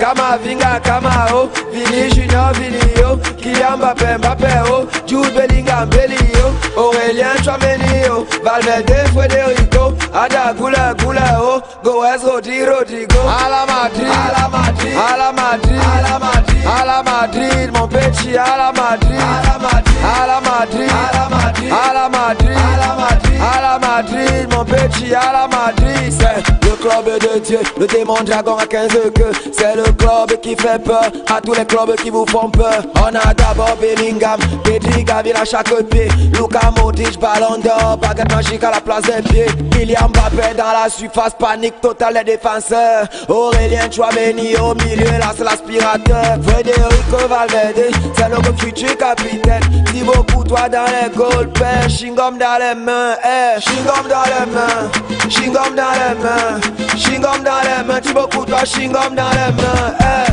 Kama Vinga, Kama O, Vini Junior, Vinio, Kylian Mbappé, Mbappé O, Jude Bellingham, Bellio, Aurélien Tchouameni, Valverde, Federico, Ada Gula, Gula O, Goes, Rodrigo, à la Madrid, à la Madrid, à la Madrid, à la Madrid, à la Madrid, mon petit, à la Madrid, à la Madrid, à la Madrid, à la Madrid, à la Madrid, à la Madrid, à la Madrid, mon petit, à la Madrid. Le pied électrique de Rodrigo, rapide comme la tête du Mamba vert, feinte de corps de Brahim Diaz, tu vas te briser les lombaires. Quand tu entends que Rudiger, tu sais que le gars là est rugueux. Militao ne veut pas la balle, il veut seulement croquer ton os. Black Satan sur le côté, toi-même tu sais que c'est dangereux. Éclaire les enfers sur le côté, toi-même tu sais que c'est dangereux. Vini Junior sur le côté, toi-même tu sais que c'est dangereux. Le cauchemar de ton latéral, toi-même tu sais que c'est dangereux. Kama Vinga, Kama O, Vini Junior, Vinio, Kylian Mbappé, Mbappé O, Jude Bellingham, Bellio, Aurélien Tchouameni, Valverde, Federico, Ada gula gula oh, go west roti roti go. À la Madrid, à la Madrid, à la Madrid, à la Madrid, à la Madrid, mon petit à la Madrid, à la Madrid, à la Madrid, à la Madrid, à la Madrid, à la Madrid, à la Madrid, mon petit à la Madrid. Camaro, Camaro, c'est le malade du milieu. Camaro, Camaro, il peut couper comme la terrasse. Camaro, Camaro, il peut jouer même en attaque. Camaro, Camaro, il peut jouer même dans les goals. Don Carlo Ancelotti, c'est la légende du coaching. Fiorentino de Fiorentino, c'est la légende du plaisir. Sergio Ramos au général, c'est la légende du capi. Don Cristiano Ronaldo, c'est la légende du player. À la Madrid, à la Madrid, à la Madrid, à la Madrid, à la Madrid, mon petit à la Madrid, à la Madrid, à la Madrid, à la Madrid, à la Madrid, à la Madrid, à la Madrid, mon petit à la Madrid. Fais la Mendy, celui qui va te dribbler n'est pas né. David Alaba, la chaise est positionnée. Ada Güler, Hendrick, nos diamants bruts. Sancte Banane de Cavall. Lucas Vasquez, l'homme au sang glacial. André Lounine, il faut sourire. Franck Garcia, Dani Ceballos, Valero, les valeurs sûres. Cabe9, la légende. ZZ, la légende. Tony Kroos, la légende. Xavi Alonso.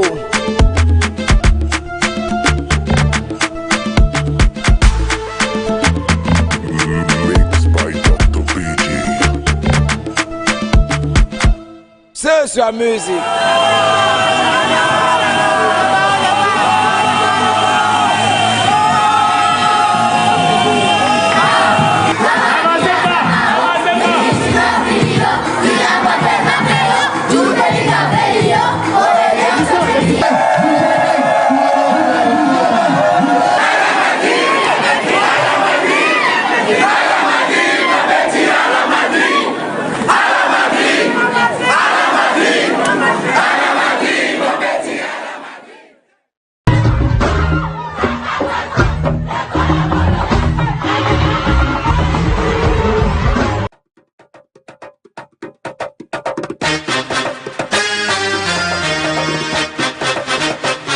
La Tchakalance.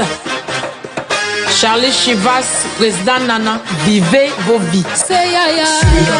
C'est Yaya, si vous c'est Yaya, ça va chauffer. C'est Yaya, c'est Yaya, si vous c'est Yaya, ça va chauffer.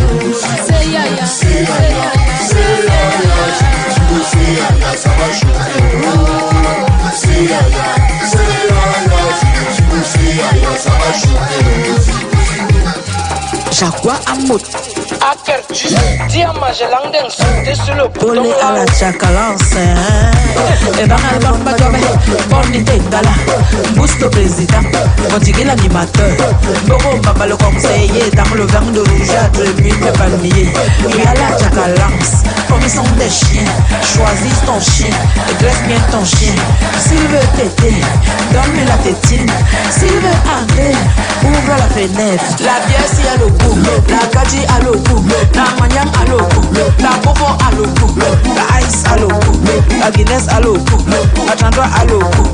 Tout ça c'est le goût. La punk a le goût, la niasse a le goût, la binda a le goût, la fond a le goût, kutu a le goût, la tcheke a le goût, a le goût. Tout ça c'est le goût. C'est Yaya, si vous c'est Yaya, ça va chauffer. C'est Yaya, si vous c'est Yaya, ça va chauffer.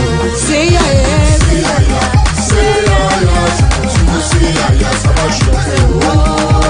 C'est Yaya, si vous c'est Yaya, ça va chauffer. Pires de Barcelone, El Mundo, Papa Nabigati, Stéphane Touta, c'est la Victoria, Elodie Ngono, Mimi Dior, Pascal Touko, Frédéric Bekobé, Danny Péchon, Zamonte. C'est Yaya, si vous c'est Yaya, ça va chauffer. C'est Yaya, si vous c'est Yaya, ça va chauffer. Tu as quitté chez toi, tu m'as même pas appelé. Tu es entré dans moi où tu m'as même pas demandé. Tu m'as piqué. Aïe, moustique, tu me fais mal. Chaka Zeus, le doigt dans mon dolé.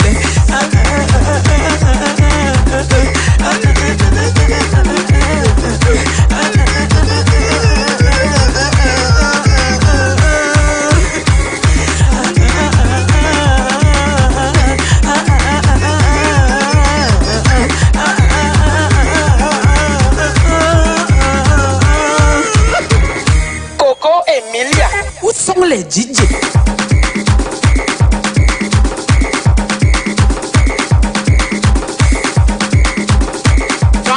Samponné, Atanas, voisez-vous, popisaille, mettez dedans, maltraitez-vous, fermez les yeux et puis faites le machin.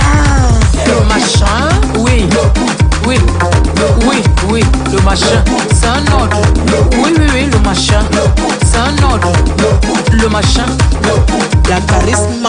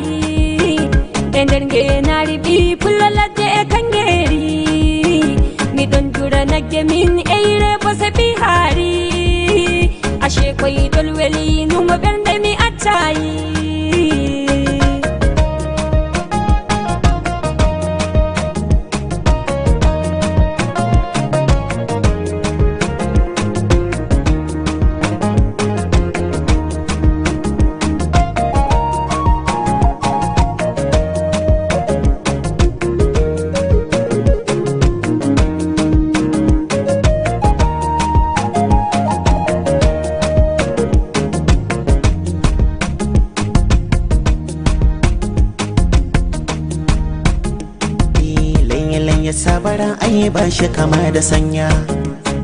Duba ga kargo din ya ai san ba shi kama da danya. To duba ga mata fulani sun fiye tausa murya. Nai dace na samu wangadiya. Bayan gasa akan ki kwaban gajiya. Mun fita sassani za mu ke ta gaban makiya. Su gande da ke a taɓa ki ya zam gaba.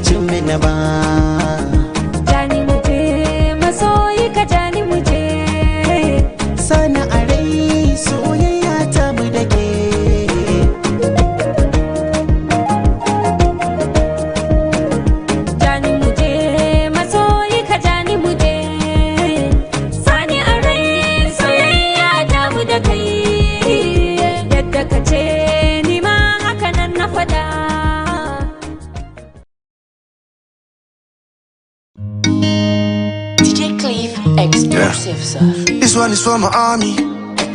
Earth Jack will sing for you. Sing, sing, sing. Hey, no be lie, I don't pay my dues. Enemies wanna put me for news. Oh shit. But energy stay far away, away. But energy stay far away. Work hard and put God first, not the motto. Yeah. Bulo and put God for before, not the motto. Yeah. But energy stay far away, away. But energy stay far away. Talk celery back to war. But not so the world,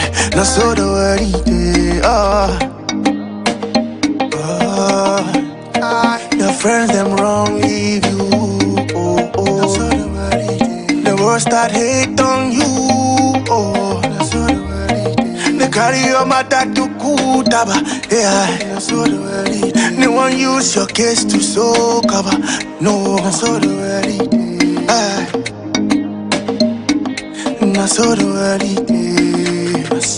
money store and paper, changer mon frère. Them the worry, no worry. Money store and paper, changer mon frère. Them the worry, no worry. Benyoiti na música.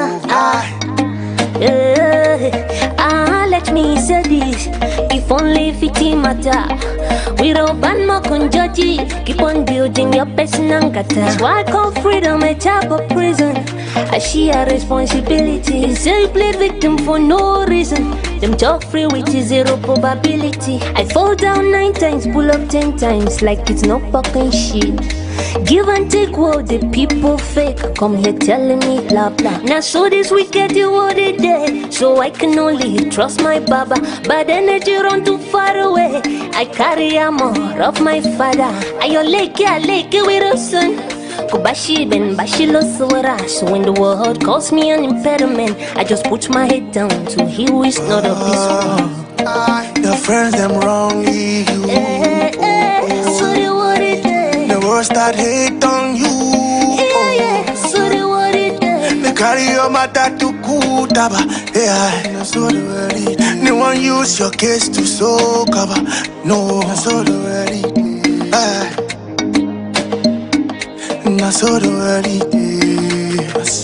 money store and paper, changer mon frère. Them the worry, no worry, aïe. Mon histoire ne peut pas changer, mon frère, oh, oh, yeah. Them the worry, no worry, oh, oh, aïe. Exclusive, sir.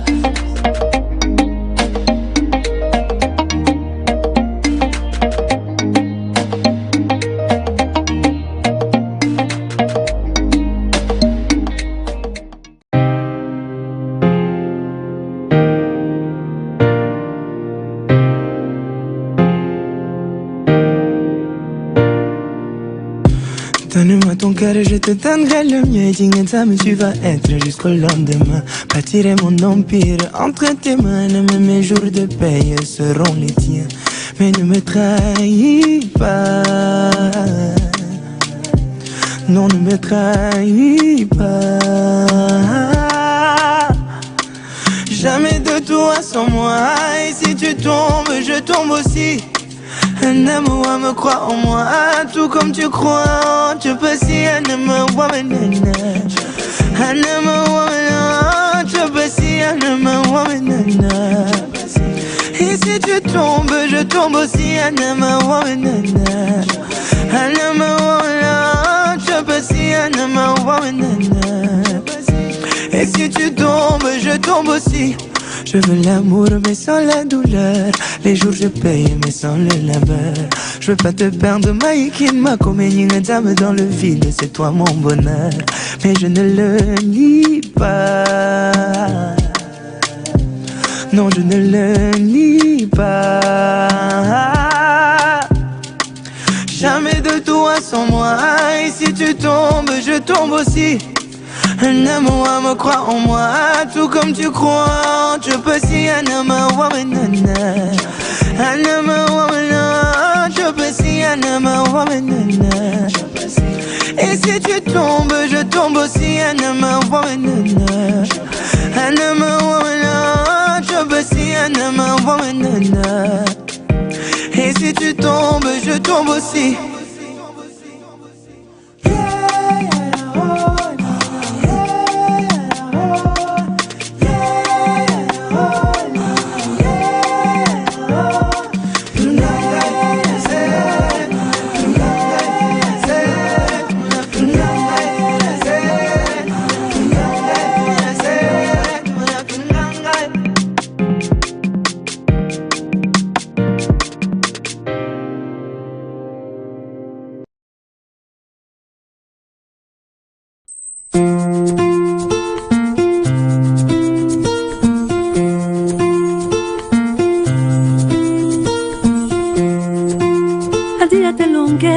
Nabina usabwa munyenge Inyala sibi Lobeni mumusima Sidibi ananika inu wanyombe na belemo Tomimbu mitumbande Bate ya mo etube Alabe tomba sila ne tomba Aye Alabe tomba sila ne tomba Ouais maman miomba Ouais maman n'a pas vu Non Non non Maman ne l'a pas vu Non non non Hey, hey, elle ne l'a pas vu, non.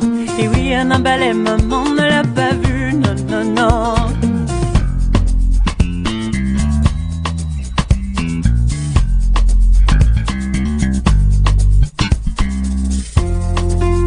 Binyomena loben, matoi lo tate sosenga, mwendi mumwawe, matete na mulema, usitibi ananika eno wanyande na belemo, tomimbu mitumbande, bate ya mo etube, alave tomba, sila ne tomba, aye, alave tomba, sila ne tomba, ouais, à maman miomba, ouais, maman n'a pas vu, non, non, non, maman ne l'a pas vu, non, non, non, hey, hey, elle ne l'a pas vu, non, et oui, un emballé, maman ne l'a pas vu, non, non, non, hey, hey, maman n'a pas vu, maman n'a pas vu, non, non, elle ne l'a pas vu, non, non, non, hey, hey, elle ne l'a pas vu.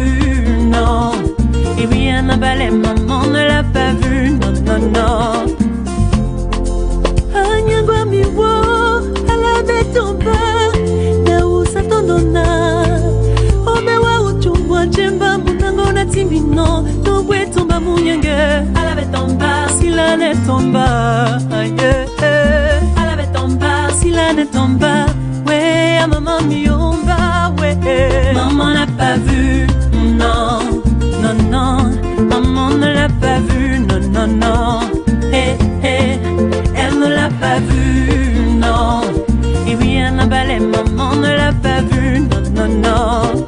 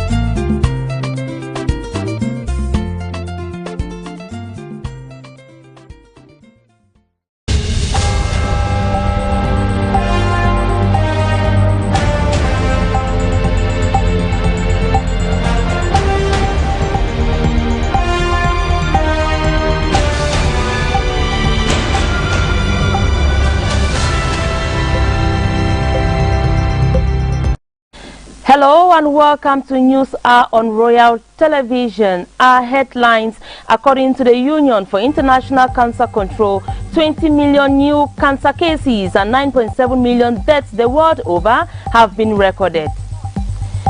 The town of Garwa is playing host to the annual conference of heads of the central and decentralized services at the Ministry of Housing and Urban Development.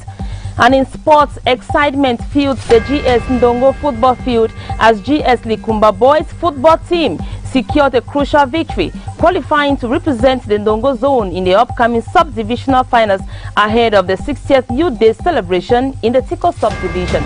Details of these stories and more in this news hour. I'll be right back.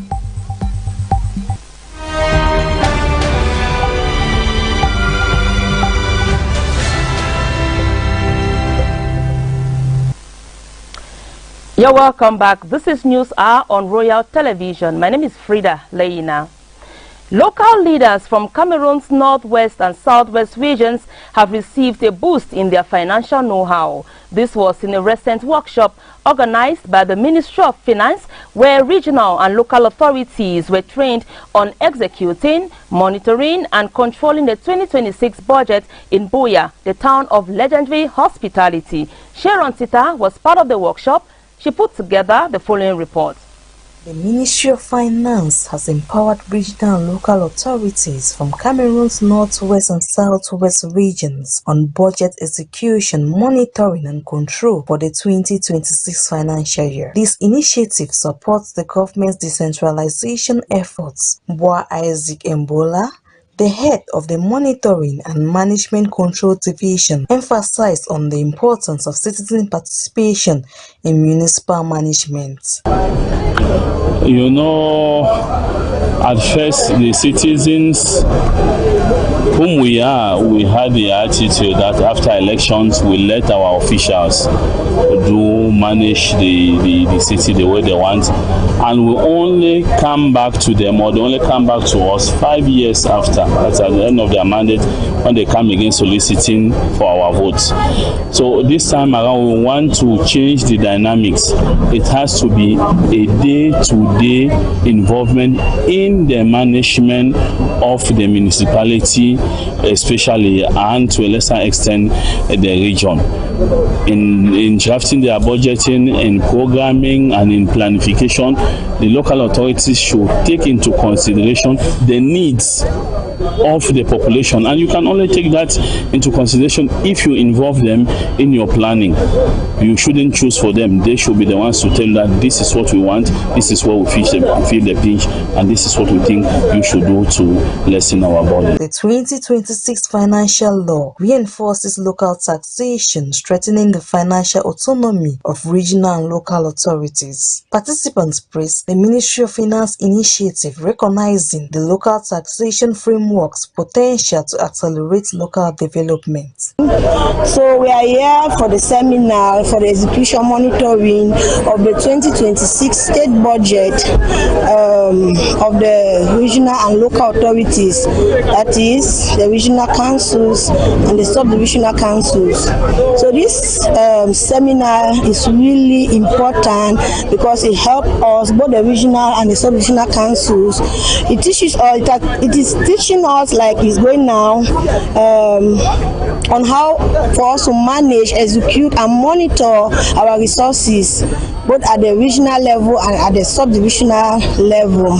So I really thank the head of state, the Minister Mindevel, and all the stakeholders here present that they brought this initiative. It's not something new, it has been happening years after years. So it's really helpful to us because, like, the mayors and the treasurers all their revenues as far as know the lapses. So it's really a great seminar, and we pray that it keeps coming over and over because it will help us, especially those at the forefront, to manage our revenue and better execute our budget for that particular financial year. The governor of the Southwest region, His Excellency Bernard Okalabilai, urged the authorities to optimize revenue mobilization. The Common Decentralization Fund for 2026 has increased to 1,106 billion francs CFA from 958 billion francs CFA in 2025. Let's revisit the story where Royal Television continues to expand its diverse and inclusive programming with a lot of content cutting across different spheres of life. Let's dive into Islamic programs at Royal Television as you follow us in the following report. Islamic Corner, Fiqh and Tawheed, and Islamic Peace are the faith-based programs currently running on Royal Television. The Islamic programs are designed to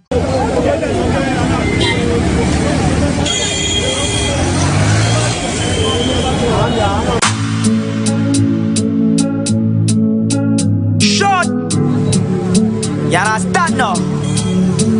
I swear.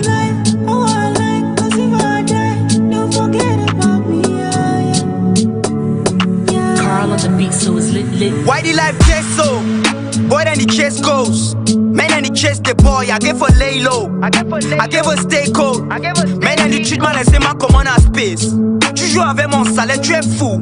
I the cut now my tango way it is. I'ma be legendary. Wow. And I'll be doing what is necessary. I live my life how I like, cause if I die, don't forget about me, yeah, yeah. Yeah, yeah. And if I die on the grind, you know, ever see my face again, yeah, yeah, yeah. Yeah, yeah. Je vis ma vie comme je veux. Si je meurs, ils vont m'oublier, yeah, yeah, yeah. Yeah, yeah. Et si je die sur la ligne, il ne doit pas voir mon visage encore, yeah, yeah. Yeah, yeah. See the cash up cutting work, man struggle. I dey battle inside all kind level. Every day man got different troubles. Every day I on cock some bottles. Better days, where you dey? Boy then he put hand inside dirty. Better days, where you dey? Boy then he put hand inside. Repe no day, mama me no get, so j'arrive for cover. L'argent dans ma tête, mais pas dans ma main, c'est pour ça que je fais là. I know they receive no message from my phone to when I update status where I dey chop life. That's when they call up, they want for check up, pretend for show love, and then they cut off. I beg shut up. I want to pull up in a Benz too. Waiting make me different from them. I want to be that baby where they connect to.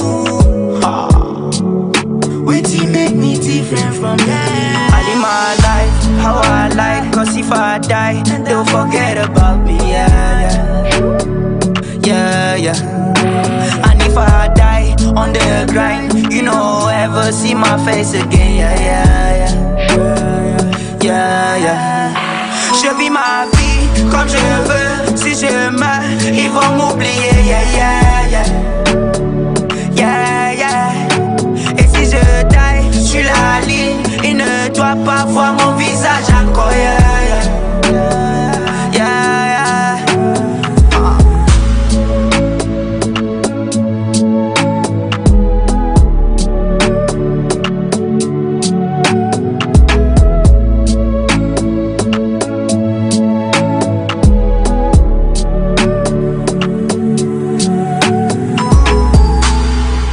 Okay, we'll take another shot.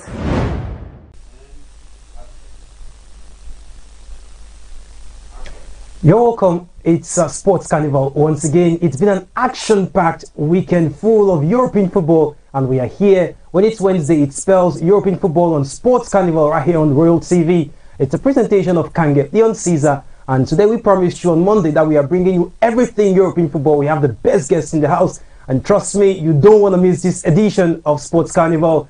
The very first is a West Ham United supporter, die-hard, multiple award-winning journalist, sports journalist, anchor, humanitarian here in the Southwest region. His name is Issa, Rene Issa, radio host show. He is an excellent fan when it comes to football, not just in the Southwest region, but European football as well. Welcome to Royal TV, Issa Rene Issa. It's a pleasure to have you on board. Absolutely fantastic. Great to be on your show. Good evening, listeners, or good evening, viewers of Royal TV. What a feeling. I know you get used to the idea of listeners because you're a radio personality, and we get that. Absolutely. And sometimes it's very difficult to take away that person from what they do. But as time unfolds and evolves, eventually we would be able to place those differences. And glad to be here for us to talk sports, football especially. That which is made at home, but focus today is Europe. Of course, focus today is Europe, and so we cannot talk about European football without talking about table toppers Arsenal, who are leading the Premier League standings. As it stands, they are on course for the very first Premier League title in over 20 years. So we have a fan in the house. His name is Ndumbe Jemia. He's one of the very finest when it comes to statistics and football in the Southwest region. He was here on Monday, and we promised him European football this Wednesday. He's here live. Ndumbe, it's a pleasure to be on board with you once more.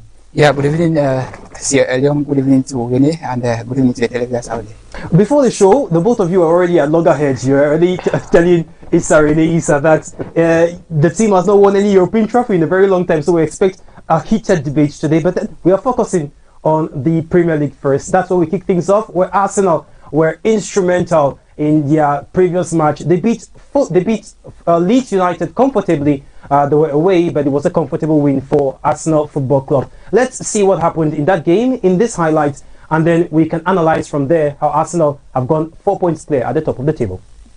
Again, right in there. Darlow just about got a punch away. Leeds half clear it. Rice feeds it wide to Madueke.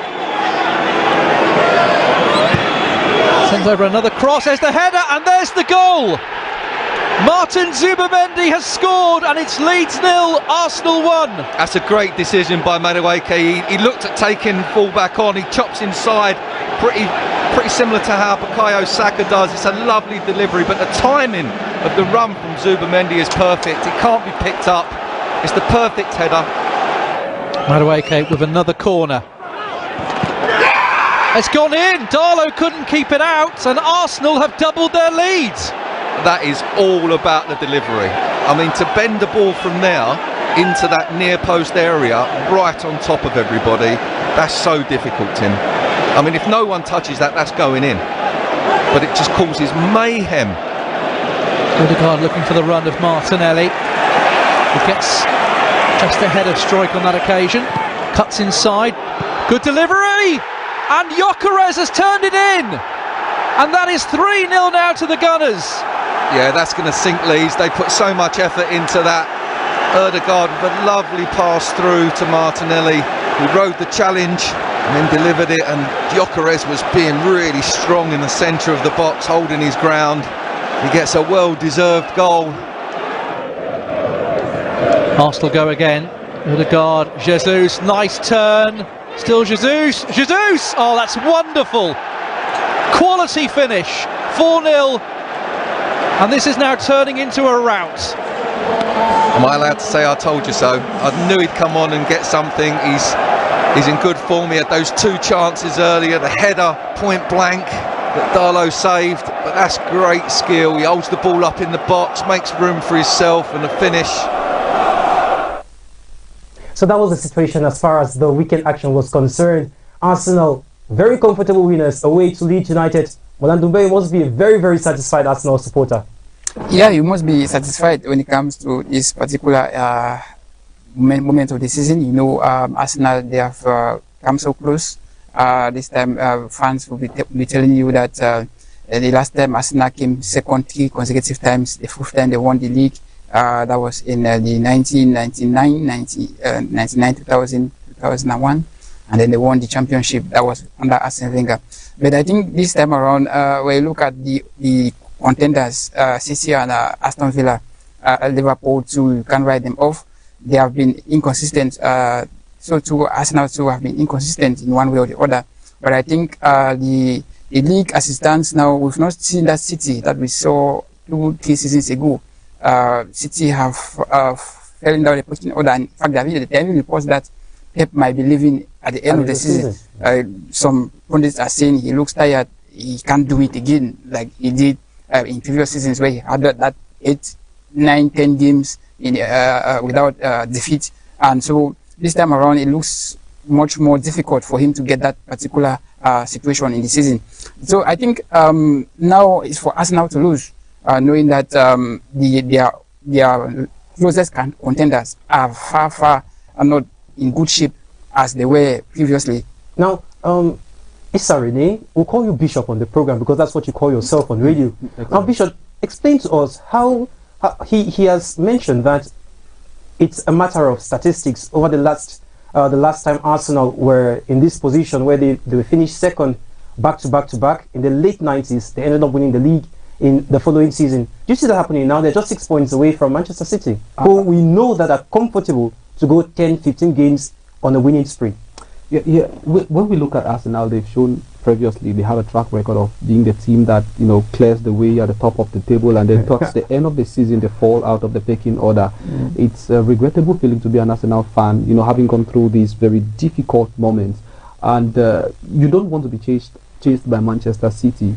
Pep Guardiola might be going through what he's going through with his Manchester City side, and these reports are there. I think this morning there was reports as well talking about the current skipper for Manchester City, Bernardo Silva, to be on the verge of equally leaving the club come the end of the season. And so it tells you that there's a turmoil within the Manchester City side that could be telling you that all is not well with the team. But then watch out, City is not the side to write home about very early. They've shown in previous occasions, especially when a team like Arsenal is on top of the league table, that they can chase you down, mount pressure on you, and eventually take the league away from you. We've seen but City struggle with the formation. He's rapidly moving away from the 4-3-3 to 4-3-3 to sometimes 5 at the back and sometimes 2 up front. And this is what we saw when he was trying to implement his idea when he came to Manchester City, when we saw him bring about the light.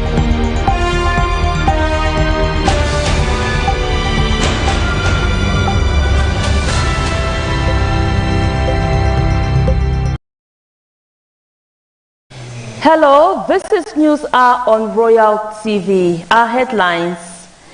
3 persons have lost their lives following a road accident which occurred yesterday night along the hill from mile 17 towards the Total filling station in Moliko, here in Boe.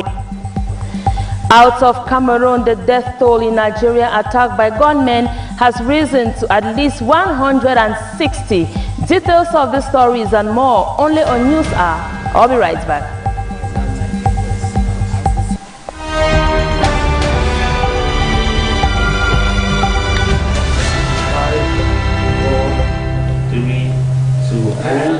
Action. You're welcome back. Those were our top. Now the news in greater details. Name is Free Lane.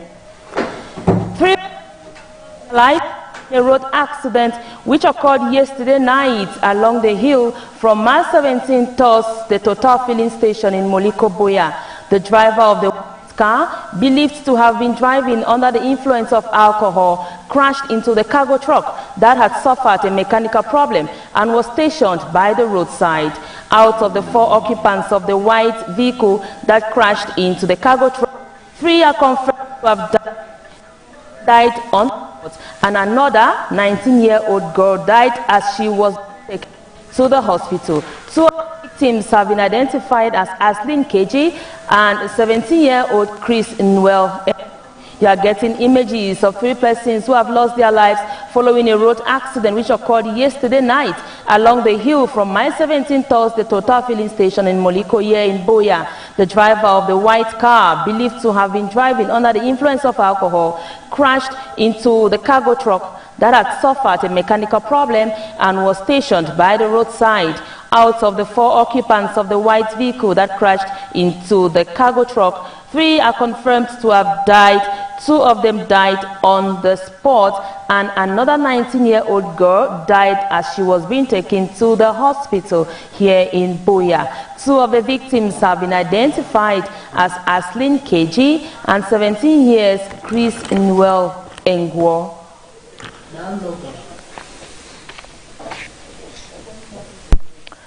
On to other news, the regional delegate of Arts and Culture, Itwe Doris Epus Angula, has beckoned on school authorities in Boya to exhibit a show of fair play. She made this assertion recently in Boya during a competition that brought together diverse schools from the town of Boya ahead of the 60th anniversary of the National Youth Day celebrations. Honorin Cheng took interest on that bit and now reports the details. Ahead of the 60th anniversary of the National Youth Day celebration in Cameroon, the regional delegation of Arts and Culture in Boya has organized inter-school competitions.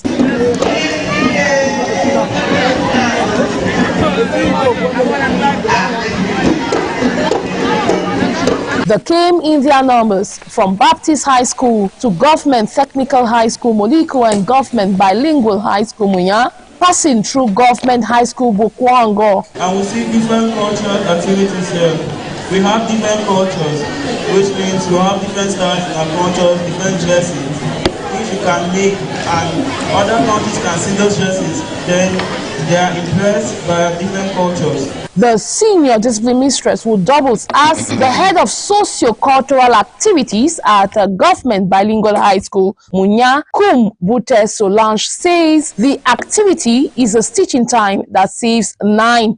One of the biggest positive remarks is that the fact that they are bringing schools together is like kind of creating that oneness, that unity, that sense of mixed culture, belonging to the Republic. All of us are children and we must participate in this week because it is our week. Okay. Because all of us, we are youth from 0 to 77 at school. Today we came here for ballet and I bet you, although the time was short and lack of logistics and so many other things, our children have, to me, I believe that they have made it again. In her opinion, Kumbute Solange says a lot can be made better come next year as she pleads for a more inclusive approach. Well, I want to first of all appreciate the regional delegate of Art and Culture because from every occasion, she is doing her job so well. The recommendation I will make is for us to give us equal opportunities because we were not given equal opportunities. Our schools were being alleged very late, given the fact that we are coming back. When I say coming back, it's because we have been absent for some time from the scene and we are just coming back given our geopolitical position. We were not able in the years back to participate. It is only last year that we were being given the opportunity to come. Junior Williams and the Fopeshi Shansi participated in the dance category, all representing Government Bilingual High School Munya. They opined the competition had ups and downs. But based on our performance, I think on a scale of 10, I will say 7. Well, it has been very tough because it's very surprising. So we have to come here unexpected and we have to do our best. The assistant senior prefect girl of Government Technical High School Moliko in Boya is positive that the did manifest an upper advantage in some of the disciplines. Teachers Moliko Boya represented the school in the following activities: the choral music, the quiz competition, storytelling, artwork, dancing, and fashion parade as modeling. The school was well prepared, like in the choral section, the quiz and the storytelling. As activities in Boya take a high gear ahead of February 11th, 2026 next week, the regional delegate of Arts and Culture, Etoy Doris Epus Angola, is urging schools to exhibit caution vis-a-vis their pupils and students. Many thanks, Honorine Cheng. Over 50 stakeholders concerned with the protection and setting of catering of vulnerable children in the Southwest region have been schooled on better ways to dispatch their functions in caring for these young persons. The training that took place at the Boya School for the Deaf aimed to equip participants with skills and knowledge to better support and protect children in need. Natalie Njuma. The training brought together stakeholders from various sectors, including social workers, caregivers, and community leaders drawn from different divisions of the Southwest region. Participants were trained on identifying and responding to child abuse, providing psychosocial support, and promoting children's rights. The program, organized by the Southwest Regional Delegation of Social Affairs in collaboration with the United Nations Children Emergency Fund, emphasized on the importance of cooperation and community involvement in supporting vulnerable children. Look at the structures for most of them. We observe that in the number of years that our region has been in crisis, which crisis also came with other crises alongside, like the COVID-19 crisis, the Ukrainian war that affected many countries around the world, including Cameroon. The fact that even in our farms, the produce that we produce in our farms no longer yield like before. So coupled to this, we noticed also that at one point, because of the numerous crises, many of them had lost track of the empowerment that was required with regards to the proper functioning of these structures when it comes to reporting, when it comes to elaborating action plans, and also when it comes to resource mobilization and fundraising. So many of these structures do have the determination, do have the yearning to better the welfare of the target population were limited in these areas. It's the more reason we thought of organizing a capacity building workshop of this magnitude, which from their participation, from their contributions, we could ascertain that there has been this great yearning for such an opportunity. I must assure you that the number of occasions, opportunities should be given to them so that they can also accompany the state in rendering better services to the vulnerable in our region. The training was aimed at impacting these caregivers with skills to better cater for these vulnerable children, including orphans who are at higher risks of abuse, exploitation, and neglect. Officials advised that effective support and protection requires a collective effort from the stakeholders and the community. Exposure to some of these abuses that children may suffer is minimized. Even though you may have some, but we play our part to ensure that, you know, we give psychosocial support if we have such cases. We try our own preventive approaches to see that some of these children are not exposed to those kind of harm.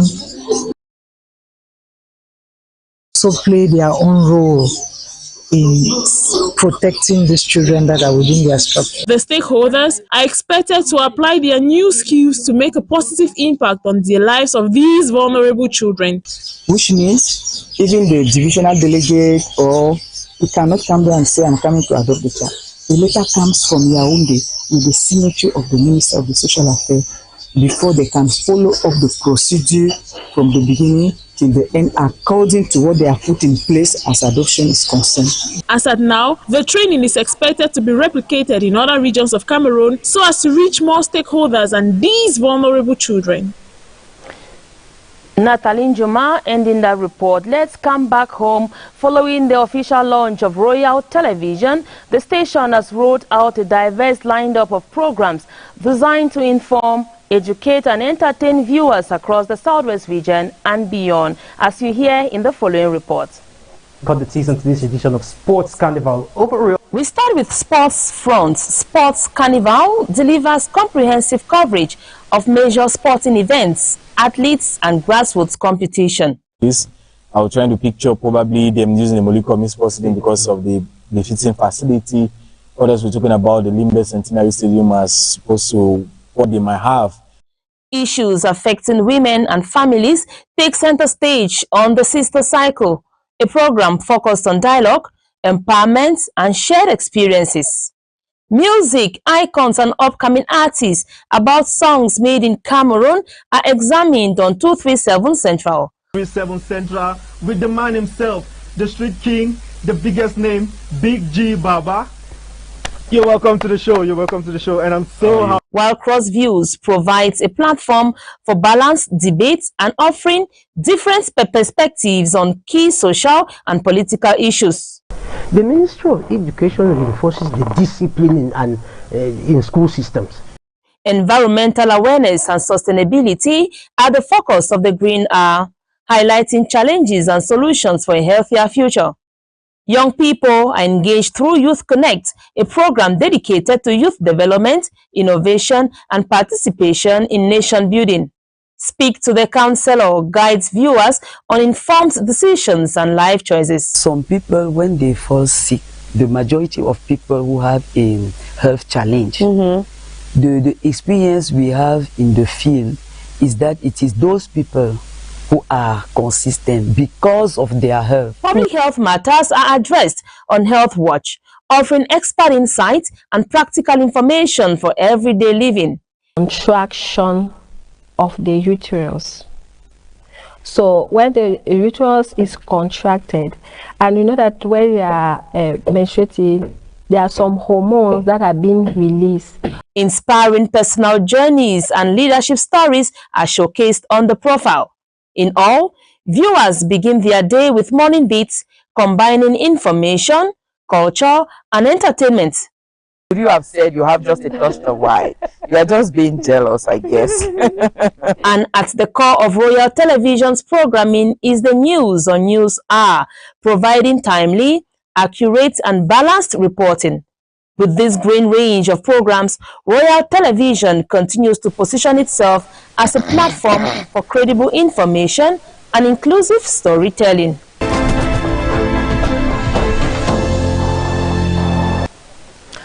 The Minister of Secondary Education, Professor Nalova Lyonga, has officially launched activities to mark the National Bilingualism Week in Cameroon. The event took place in Idea, in the Senegal Maritime Division of the Littoral Region. Details with Natalie Juma.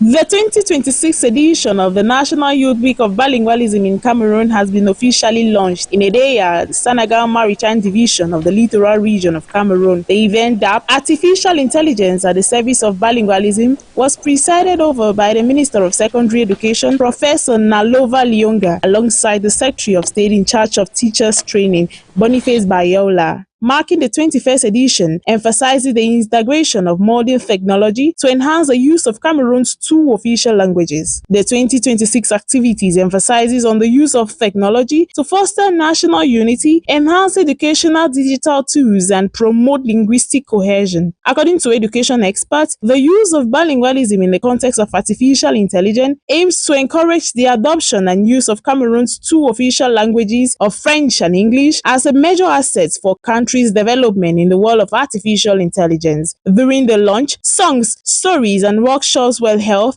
to encourage young persons to practice both languages. Education stakeholders equally added that mastering both official languages will be very easy with the use of artificial intelligence in today's world. The official launch of activities to commemorate the National Bilingualism Week in Cameroon ended with debate, competitions and oral presentations, as well as artistic performances in French and English by students, teachers and supervisors present at the launch.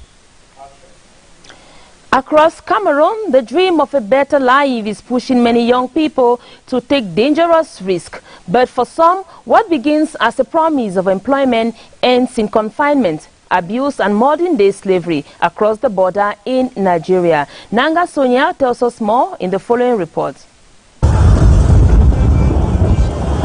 Attracted by job offers shared through friends, social media and informal agents, dozens of young Cameroonians, mostly unemployed youth, are falling into the hands of trafficking networks operating between Cameroon and Nigeria.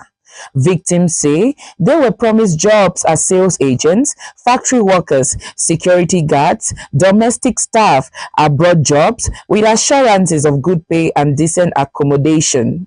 But upon arrival in Nigeria, the reality is far from what was advertised. Many are taken to unknown locations, stripped of their phones and identification documents, and locked in overcrowded rooms under constant surveillance. Movement is restricted. Communication with families is cut off, especially escape, which is nearly impossible. Those who resist or question their conditions are allegedly beaten, starved, or threatened. Some are forced to work long hours without pay, while others are compelled to recruit more victims from Cameroon in exchange for their freedom. But I have to say this for the safety of other people out there. Mainly, this message is for my Cameroonians. If you have anybody that you've known, whether family, girlfriend, boyfriend, sister, whatever, that is telling you about jobs, about whatever that you have to pass through Nigeria to get here, whatever.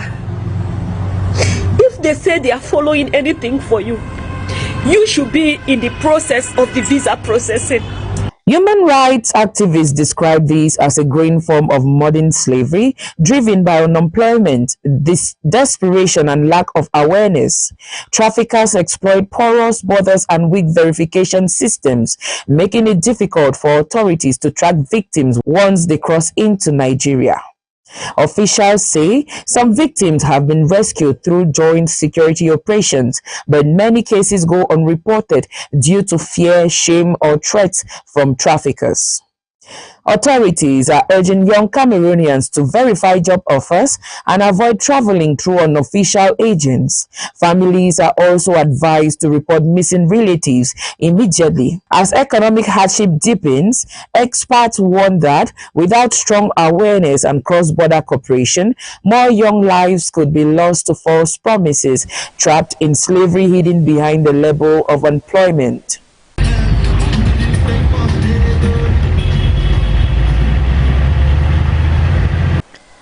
We stay with Nanga Sonia for our foreign news briefs.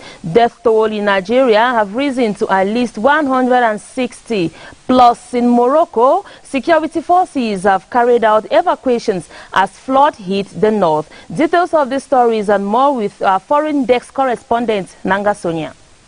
Reports say the death toll now stands at 162 as the search for more bodies continues. Police have confirmed the attack without providing any casualty figures.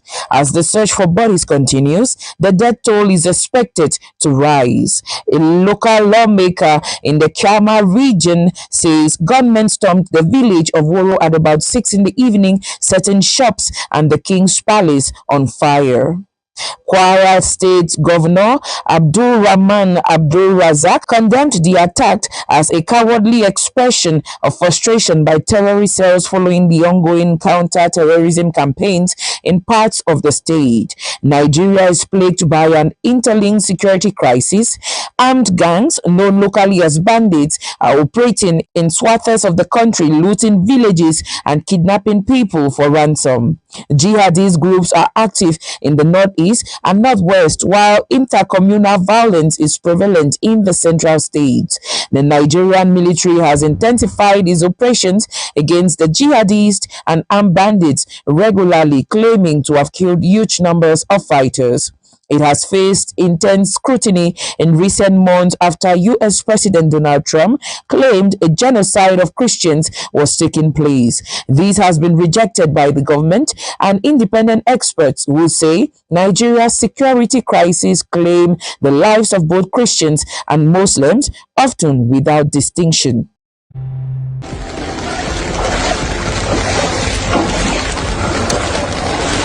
More than 50,000 people have been evacuated from their homes in northern Morocco due to severe weather and heavy rainfall affecting several provinces. The evacuations began on Friday, mostly in Larache province, where the city of Casa El Kebi, about 100 kilometers south of Tangier, has seen significant flooding. Evacuees were partly taken in by relatives elsewhere, while those requiring assistance were sent to temporary shelters set up by the authorities. Morocco's National Weather Service forecast heavy rains, strong winds and snowfall at altitudes above 1,500 meters from Monday to Wednesday in several provinces. Authorities say the Moroccan army has been deployed to support relief efforts on the instructions of King Mohammed VI. Last December, 37 people were killed in sudden floods in Safi, in Morocco's deadliest weather-related disaster in the past decade. In recent weeks, severe weather and flooding in neighboring Algeria killed 2 people, including a child. In Tunisia, at least 5 people are dead, with others still missing after the country saw its heaviest rainfall in over 70 years last month. Flooded.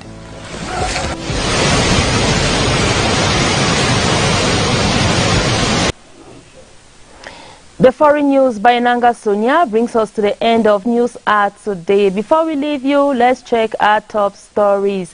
3 persons have lost their lives following a road accident which occurred yesterday night along the hill from mile 17 towards the Total filling station in Moliko here in Boya.